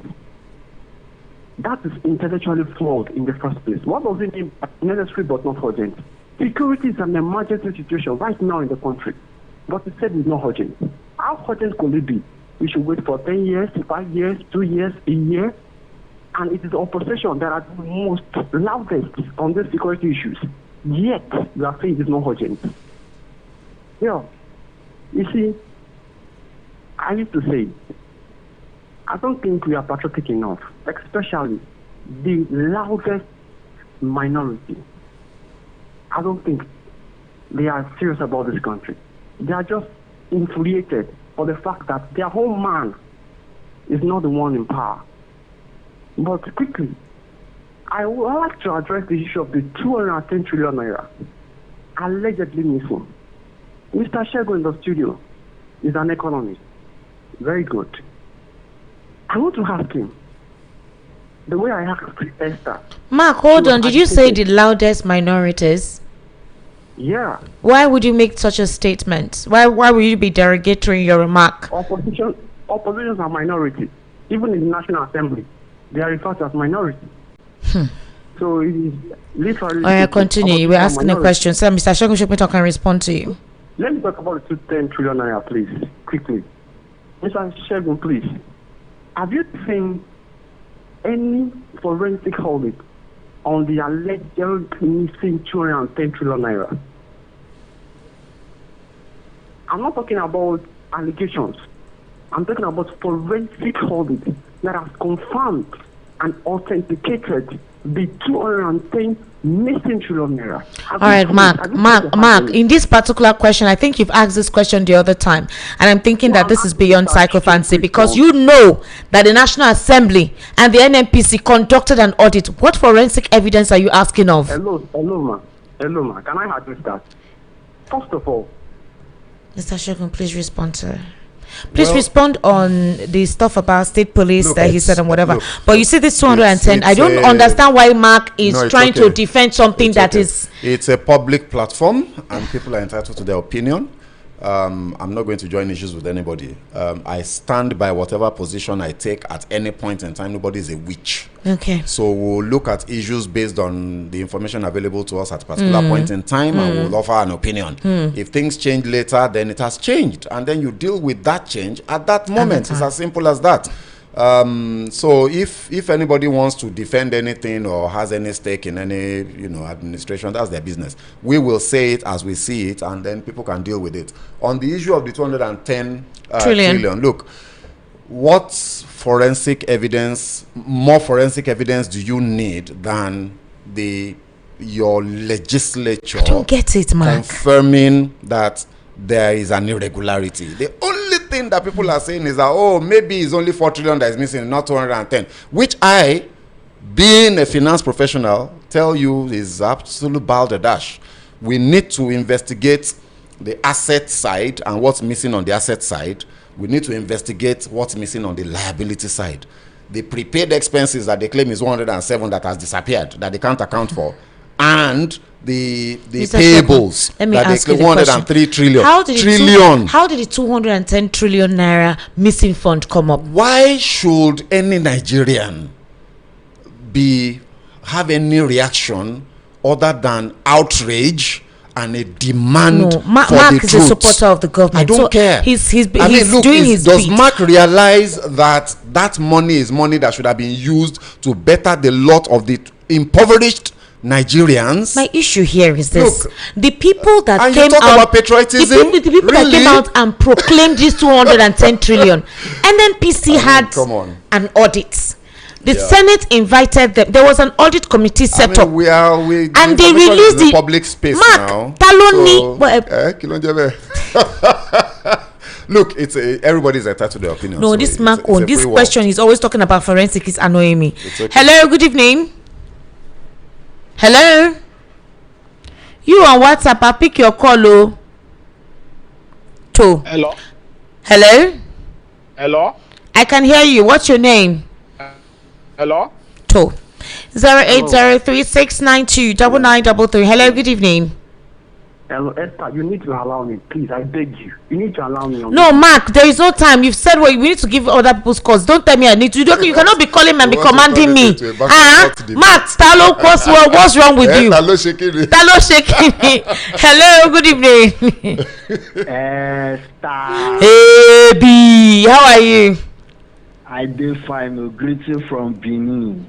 Now you dey enjoy you, Mark. You're doing the Lord's work. Welcome. See, make I talk about this. Should they don't upload? So make I tell you something. Court not the registered political party. Now court register that party, and see in future they will get problems. See what will happen. They will do election, but after the election, they will be deregistered because the way that they pay me, are you getting me? It was after the say court say register them, this you suppose go meet INEC, wetin you go do? No application, no form fill, they just register. They will get for them. We will get one man wey carry the group court. I do. So Esther, you do me bad.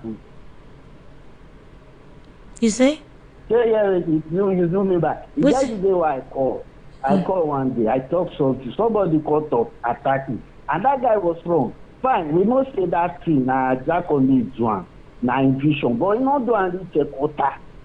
But this man pick him from there, add flesh to beautify everything. Brought in the Fashola, brought in Ambody, brought in some, they completed it. It was the handiwork of the current president. Why we not want to appreciate that man? That guy called the fire me, the sky, the lie. Are you two, you call the Aquest? Oh, yeah, be sorry. I bet they could do correct things. See, that man, in fact, all the projects where they do now, most of them are people vision. But they add flesh to those things. So we're supposed to give them tools. I just pray, all this insecurity where they destroy the work. God go help and go overcome by the special grace of God. See all the things like they do now, see all the road, 27 road, and we get one content creator where they praise him for Delta Road now of Christian. The guy they happy way. So let me God will just help us. I not say by God's grace will come back to him. I get him. So all those people where they beef me. I bet they tell them. Me I know they talk from they talk for correct place. I know they talk here. Say they get me a star. Like if I dey come, I go buy a chandor come for you.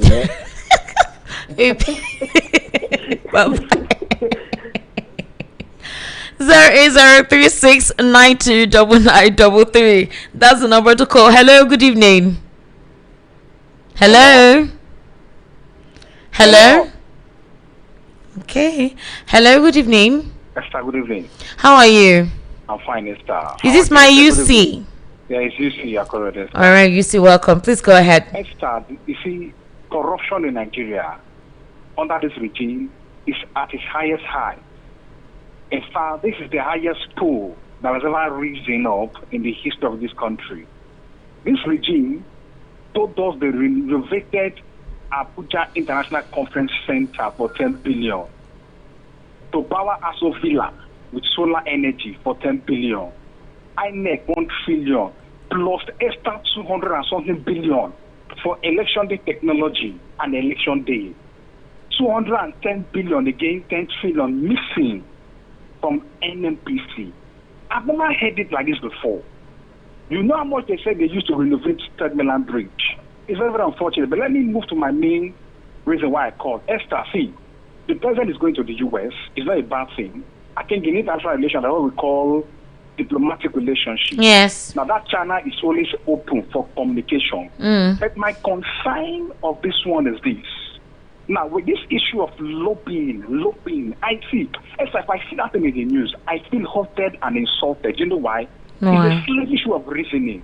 Believe me, listen, a country that is always going to Washington, the White House, to put a corridor of lobbyists around the White House shows a country that has lacked global relevance, technology relevance, and economic relevance in international relation of things.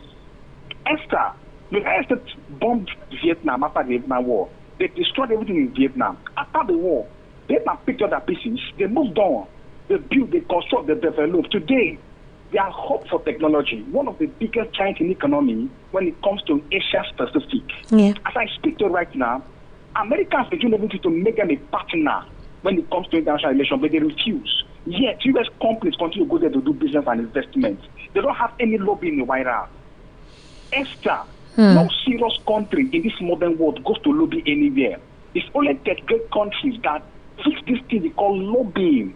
Esther, Iran will never lobby America for anything. Why? Because it's a self-sufficient, powerful country.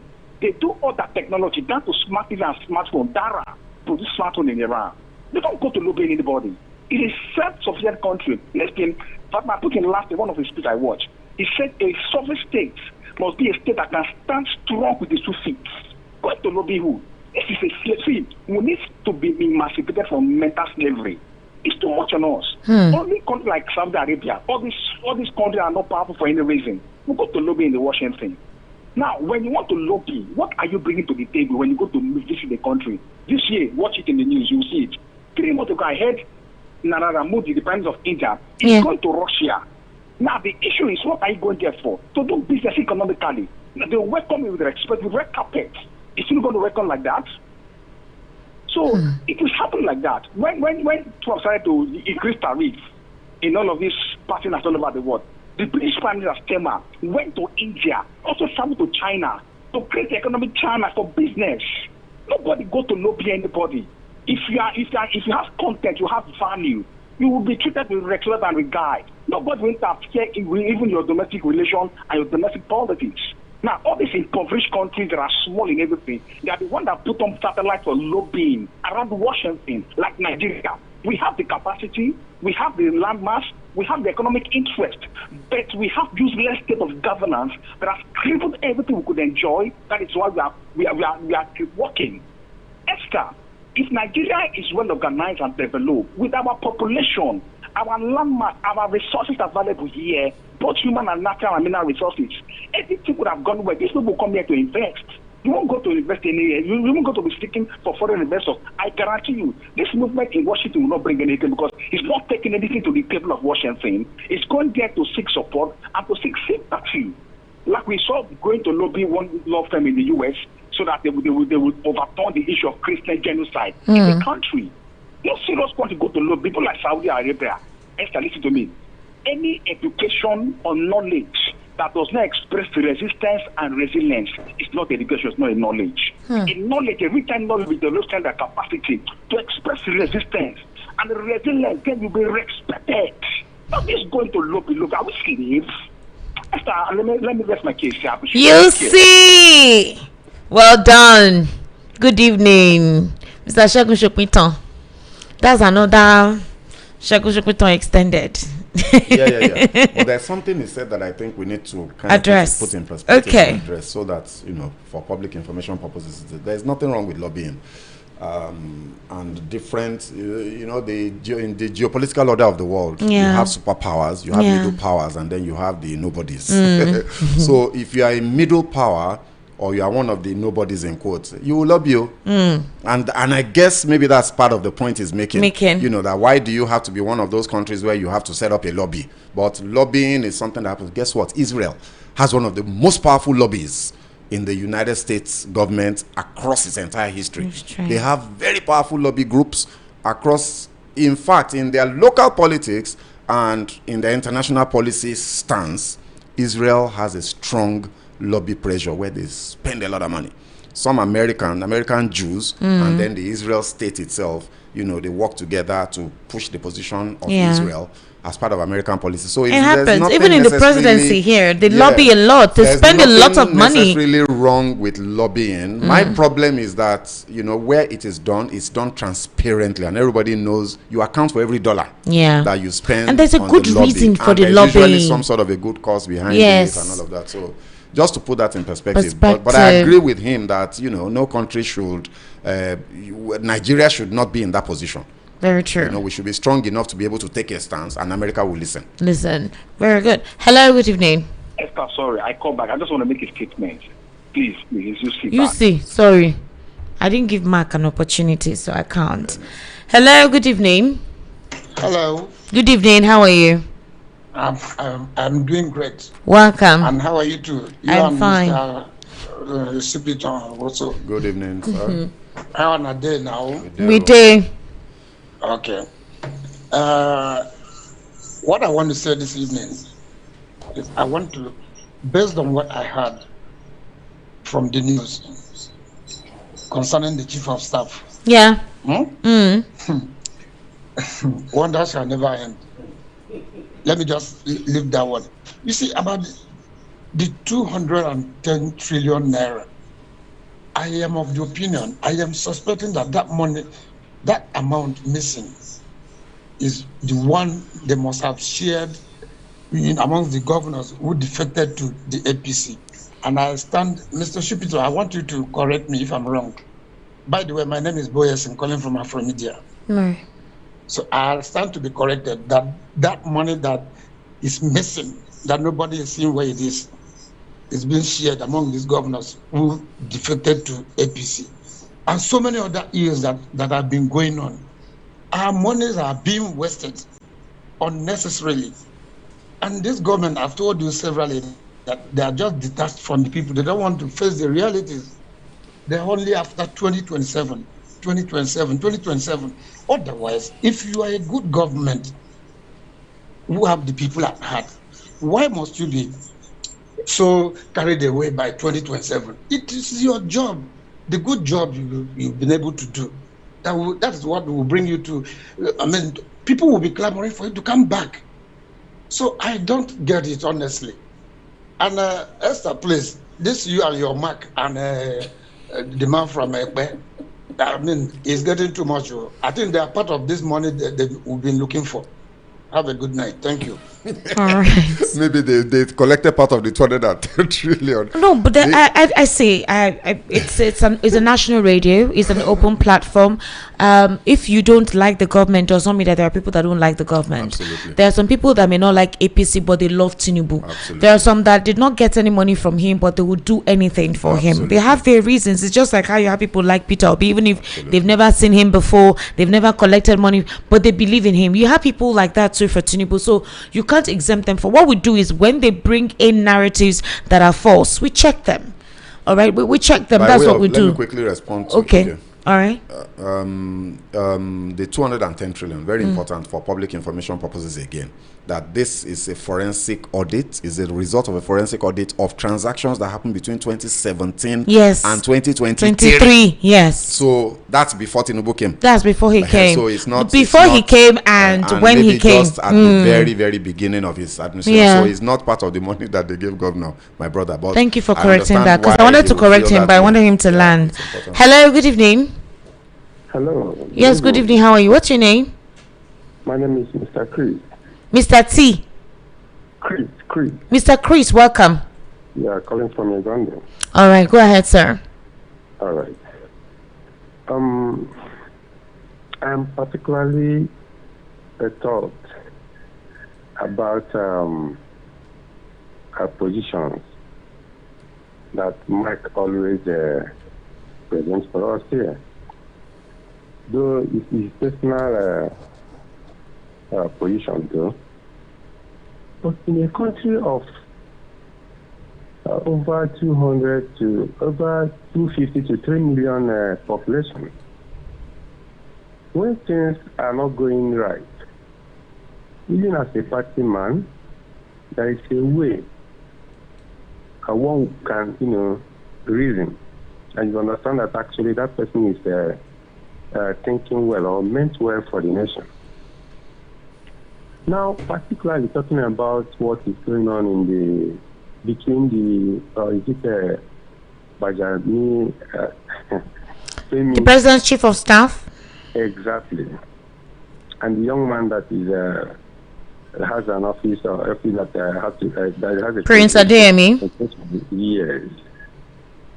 So such a thing in a sane climb not supposed to be heard of. How could somebody in such a position denying an office that is created by law, that receives budget, and being having an employment over 300 according to the information we had, and somebody come to the public layer and says such office doesn't exist in 21st century, a top government official. I mean, these are the kind of things, among so many others, that when we hear it, we will be wondering, is this really a government? Or are we doing somebody will say Mutupa kind of arrangement in this country? It's really absurd. It's really disheartening. It's a shame. The way our people are being treated outside the shores of this country is because of the kind of activities and actions our government put up here, because people are listening to us. People are reading news. They are seeing all this. I mean, we should be ashamed of ourselves as a country because of the kind of posture those that we put at the helm of affairs put up on a daily basis. It's just shame. So this is particularly where I mean, it's a pity. So when somebody will be coming on air like this, will be arguing, is there a forensic audit or something that is shaming and demeaning? You know, that is glaring before the globe. I mean, I rest my case. May God help Nigeria. Amen. Hello, good evening. Hello. Yeah, good evening, Lester. Yes, good evening. Please turn down the volume of your radio. Welcome. Yes, I greet you, Mr. Shokuto. Good evening, sir. Good evening, my brother. God bless you, sir. Yeah, you're Esther. Sir? You're a regular customer. I don't like mentioning his name because I don't like giving him relevance. He was bringing his argument that his question was that are Nigerians ready to pass through the pains of reforms, and was mentioning the leader of Singapore. Yeah. See, their arguments don't hold water. A leader leads by example. Was it not some days ago one of your callers was still mentioning what we all know about, was it not a Venezuelan president? The same time he started, I think the Venezuelan president. The same time Tinubu became president. Oh, is in 2023, yes, you're right. They're having reforms too, isn't it? Yes. And that man leads by example. He tightening his belt just as the people are tightening their belts. Is it the same with our own president here? We see the way they are enjoying themselves. We see the way they are living life. And you are telling us, Nigerians are the ones passing through the pains. So let me leave that aside. What I want to even hammer on is this issue of, I was reading about these educational reforms. I didn't understand. But what comes to my mind is that I used to ask, why is it that we don't have square pegs in square holes when it comes to ministerial appointments? Is it a taboo to have specialists or people that are experts in a field?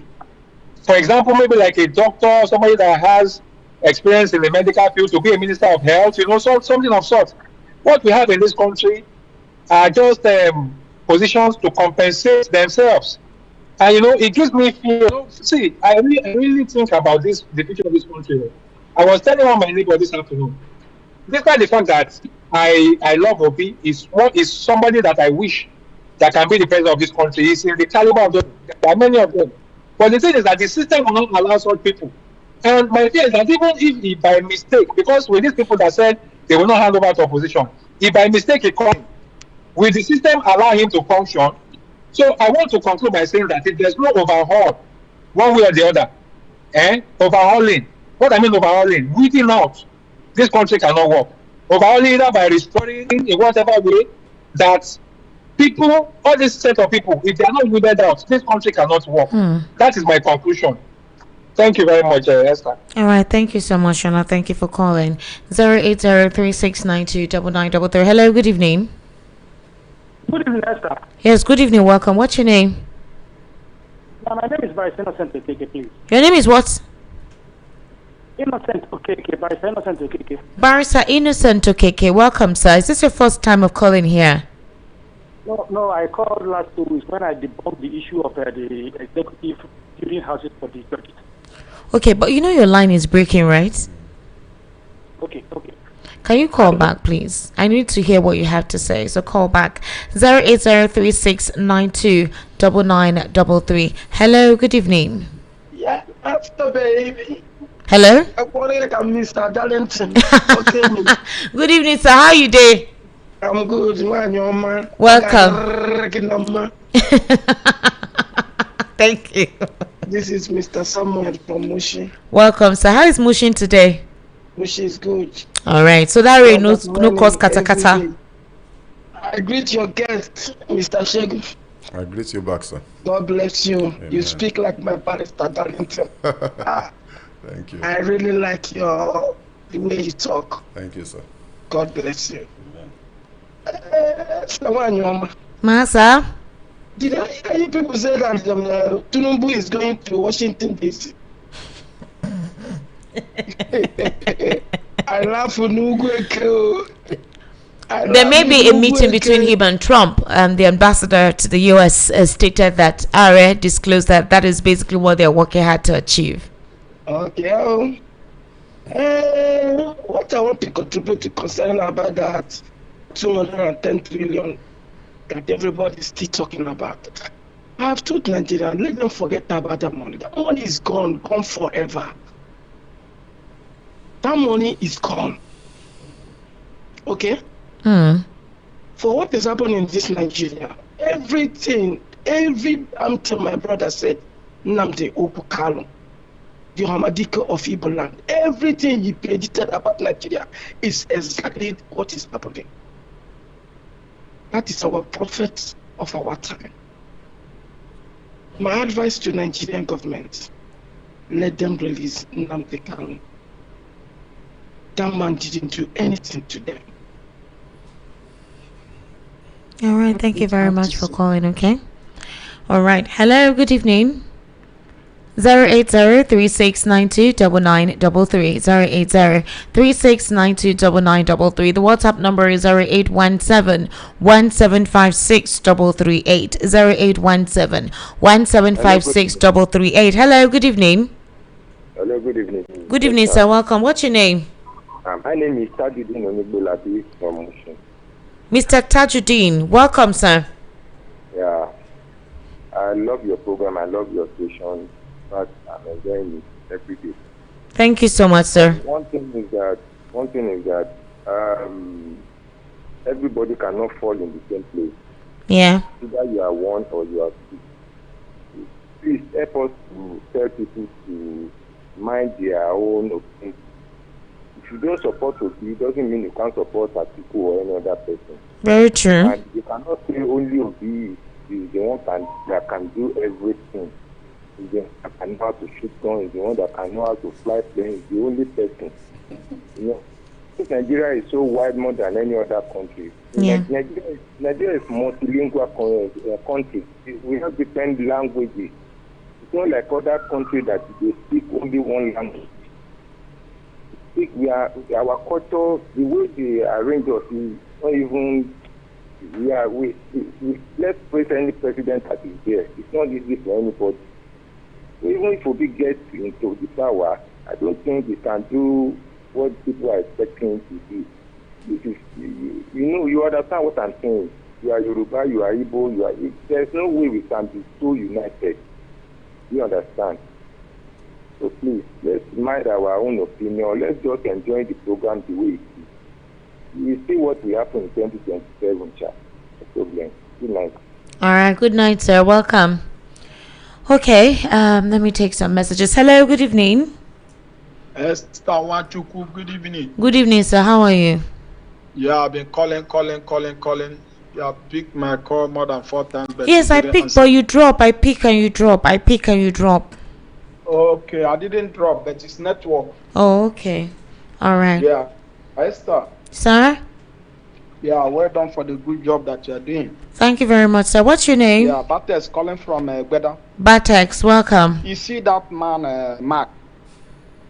I don't know where he's living. I don't know whether he's living in the other planet or he's living in this Nigeria, in this country. Why is he asking you all those questions that he's asking you? So you don't know, he don't know the forensic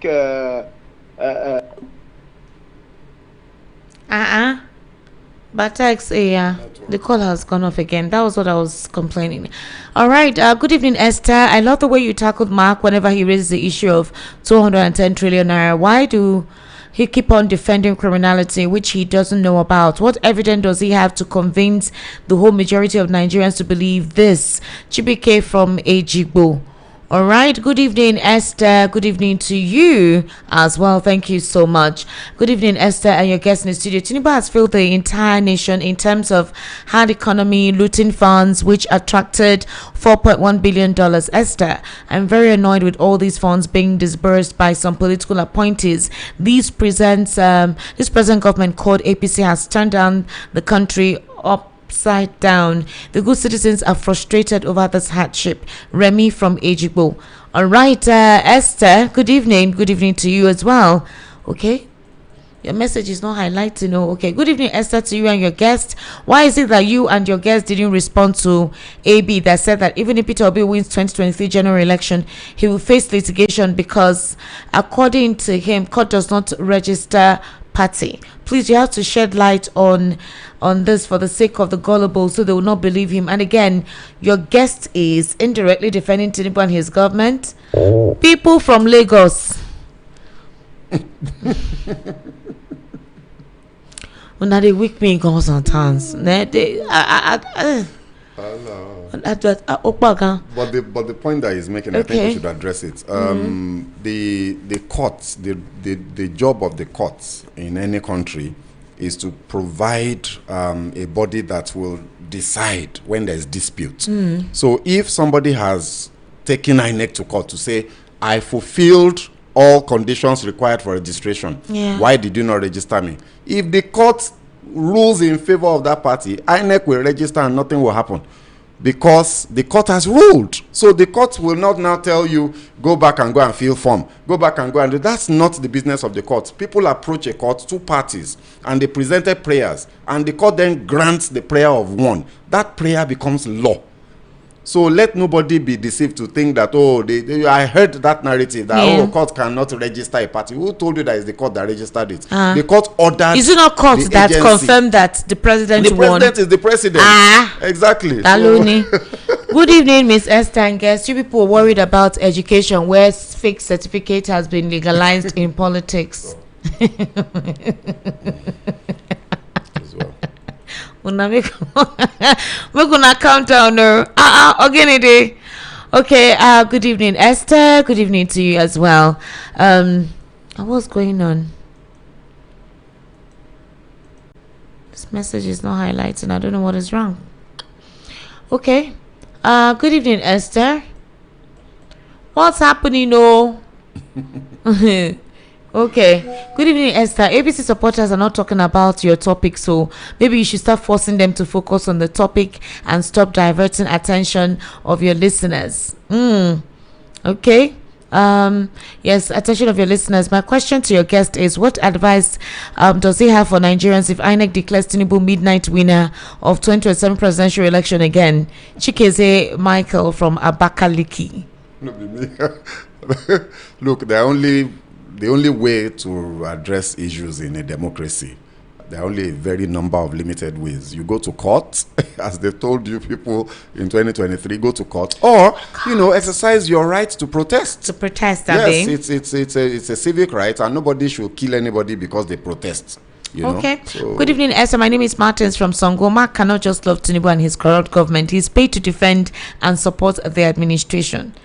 See, you guys, there are people that don't necessarily are paid. I know many of them. I have friends who are very staunch Tinubu supporters, they're collecting money. My childhood friend. They don't collect shishi. They just, for their own particular reason, love a particular candidate. End it there. It's not a crime. You may not like one candidate. The fact that you don't like the president does not mean some people cannot exercise their right to like him for their reasons. It will shock you. Good evening, Nigerians. Esther, as a concerned citizen, almost at my 60 years, I just want to suggest a way forward towards coming elections. One, court should mandate the INEC to conduct all the election one day, both states and national, it to save cost and risk. 2, all the contestants, their education qualifications should be openly screened. 3, INEC should be independent to give Nigerians free and fair election. God bless Nigeria. CYC Honesty from Isola. See why that can only happen when the president stops appointing the INEC chair. That's the only way. Udemy is way from Ubunike VOP. Well done, Mark. Who be that Mark? All right, though. Shotunde from Otta. Good evening, Esther and erudite Shegun Shopita. On the alarm raised by Minister of Education, such will be 1. How many schools are stocked with quality books? 2. How many schools have functional science laboratories? 3. What is the acumen of teachers in our schools? Very true. A lot of our teachers do not have the requisite background in education to aid their teachings. Can you remember, was it during El Rufai's time when they did an exam for teachers, in that they failed? 2,700 or something. Teachers like are teaching, failed the basic tests that their students are supposed to be able to pass. Yes. Very good, very right questions. So, to put in context, the lacuna in the education sector began when teachers' colleges were scrapped nationwide. Please, who scrapped it? Now, wow, God. Now, to get quality education, you need to go to private schools, Montessori schools. Yeah. Where they used to teach, is it Abacus? Abacus. That's. In fact, good evening, Esther, VOP Americana. Please, they should register NDC Bako, Angel from Akowajo.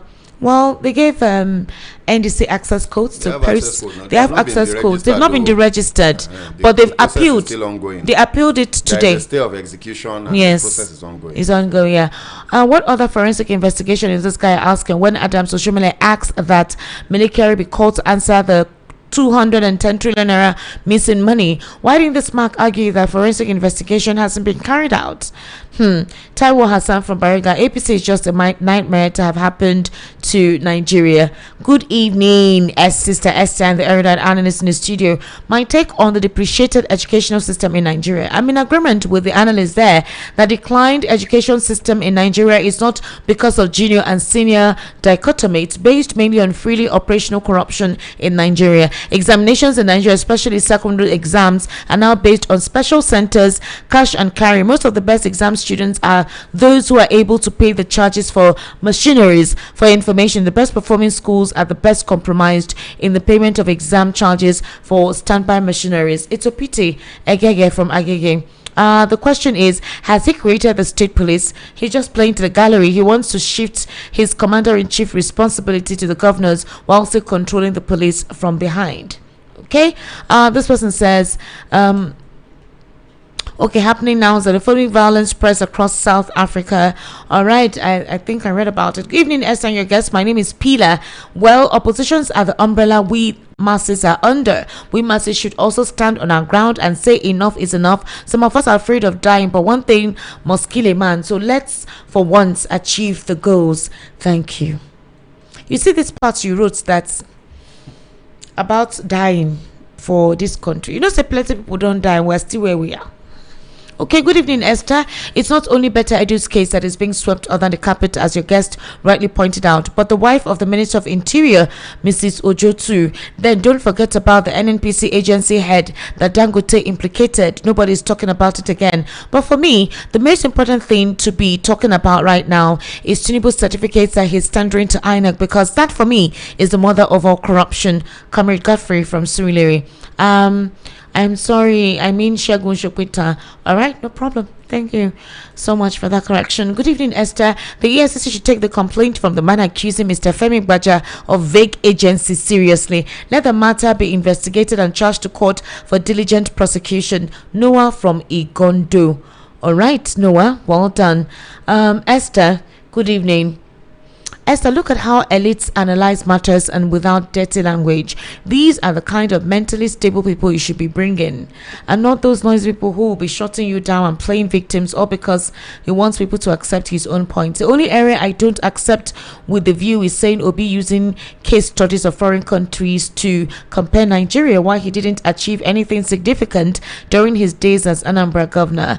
Analysis should be unbiased and well presented. Nobody will raise eyebrows, and we will support your point. But when you don't have public manners of speaking, people will leave the topic and face the personality. Thanks and good evening. Tunji from Kenu. Where is Kenu? Is it like a boat? The spelling is of a. No, it might be a boat. Be an area. Okay. It might be an area. I think there's a place somewhere in Lagos called Kenu. All right. Good evening, Esther. Trust you are not under the weather. I am not all biko. I've been taking ginger, not garlic, but more of ginger. Please tell Mr. Shogun Shupinton that we have better issues to pursue than a certificate saga we cried over before the last general election, which later became efforts in futility. He should be reminded that any paper can serve as documents for eligibility for the post of president in our country. INEC already has a document on the president from the last time. They will make sure nothing in any way invalidates it for the re-election of the president. On corruption in projects of the administration is still with us. Our government officials are culpable. On current education curriculum, our government ever since independence are confused. Education should improve the lives of people like it's done in China, India, US, not creating yahoo. Thanks, Yemi from Songwater. Greetings to you, Esther, Mr. Shogun. Please, Esther, I want Mr. Shogun to clear me on this question. Why is it that if there is any corrupt allegation against these politicians and eventually they enter as a senator or representative, that case will not continue anymore? Why? Is there immunity covering them? Please, I need explanation. Thanks. Daniel from Oshodi.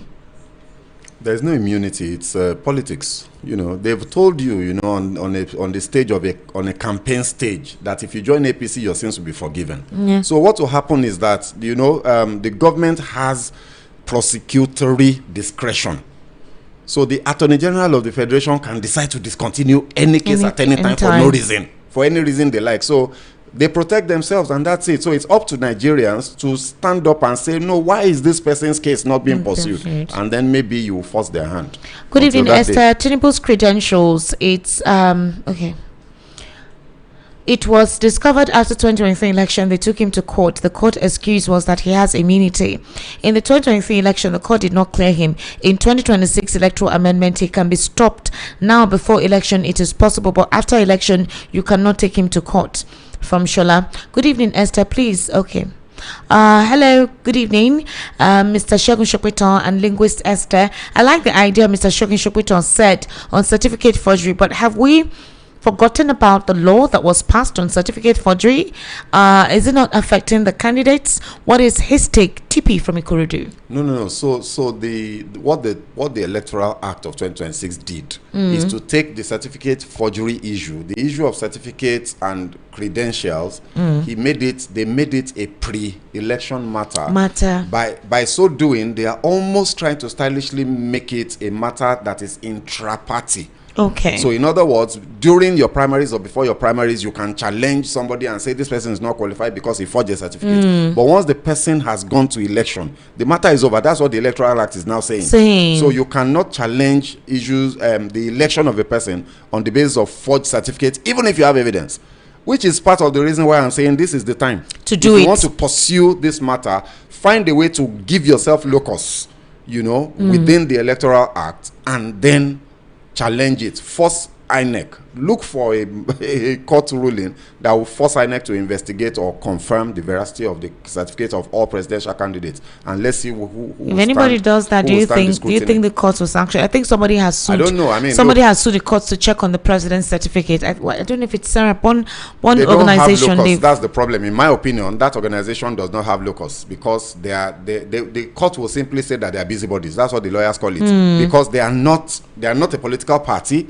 They are not contesting any office. Okay. So locus on the basis of public interest can be used, but courts rarely grant that. SERAP goes to court occasionally and gets rulings in their favor because of public interest considerations. So maybe they will get that, but it's unlikely. It is a political party or a politician contesting against that particular candidate that can now go to court to either get a so why haven't the politicians contested it for now? Because like you said, if he swings into the election time, it's invalid. I don't know what they are doing. I don't know. Do they have strategy sessions? I don't know. Today is 30th. We're here to see America's FBI, CIA to release Tinubu's documents. Taiwo from Otta. Yeah, I think the FBI said, the court said this is the last month that all the documents must be released. Maybe it's supposed to be today now. Anybody waiting for any document, you better wake up.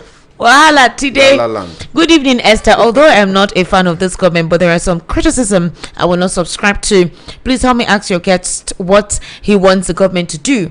For some reasons affecting the country, people were clamoring that they need state police. Now the government wants to establish it, but because Obi has kicked against its establishment now until 2027, it has now become a crime. And why the rush? It's easy to come to the radio and criticize. Talk is cheap. What do you want from the government? Let me address that. You know, it's a good thing. We have been clamoring for state police for years. This president clamored for true federalism. Okay. State police is one of them. It's a devolution of powers issue. So I am happy that this is being addressed. Please don't get me wrong. It's a necessary step. My point, please, for the purpose of clarity, is that it cannot and must not be rushed. You must not rush it, because if you rush it and you get it wrong, it's done. Imagine the horrors that Nigerians go through in the hands of the federal police today. And there are only 250,000 or thereabouts of them. Now imagine, multiply that by 36. And imagine that police is not established under a framework that guarantees their independence. We will be in deep trouble. Forget the politics. I'm saying that if you are going to establish state police, do it properly. Make sure that, for example, ensure that the governors cannot appoint the state police commissioner. So there is a state police services commission. Let that commission consist of critical stakeholders in each state, including civil society, the fourth estate of the realm, that's the press, you know, for example, NUJ, you know, and all of that. Have those bodies and let them be the ones that will determine who will become the police commissioner of the state. If you allow the governor to appoint police commissioner, and then the governor is also the one funding that police, you have just given him a militia. So let's not look. I want state police, and there is no, you can't mince words about that. Everybody knows that this is something that is necessary, but we cannot ignore the dangers because of political considerations. Whatever Peter Obi is saying is his opinion. That's not what I'm saying. I'm saying don't rush it. There is no rush. Make we take them easy. It should be properly thought out. Let's do it properly. Let's make sure that there are proper public hearings, that civil society organizations, members of the press, members of the judiciary, and all of these other stakeholders bring forth papers that on ideas that will ensure that this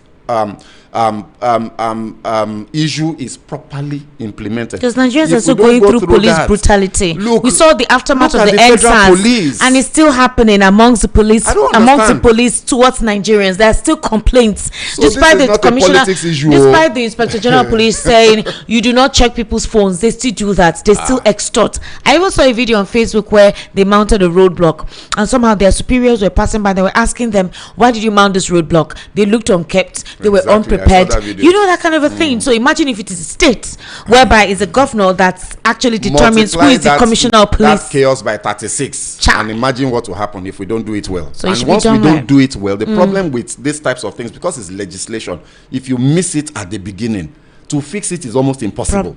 So we'll be stuck with that horror story. So let us take our time and make sure that there is public scrutiny. Not that this one, that National Assembly will just pass in 2 nights. It's too important to be rushed. Okay.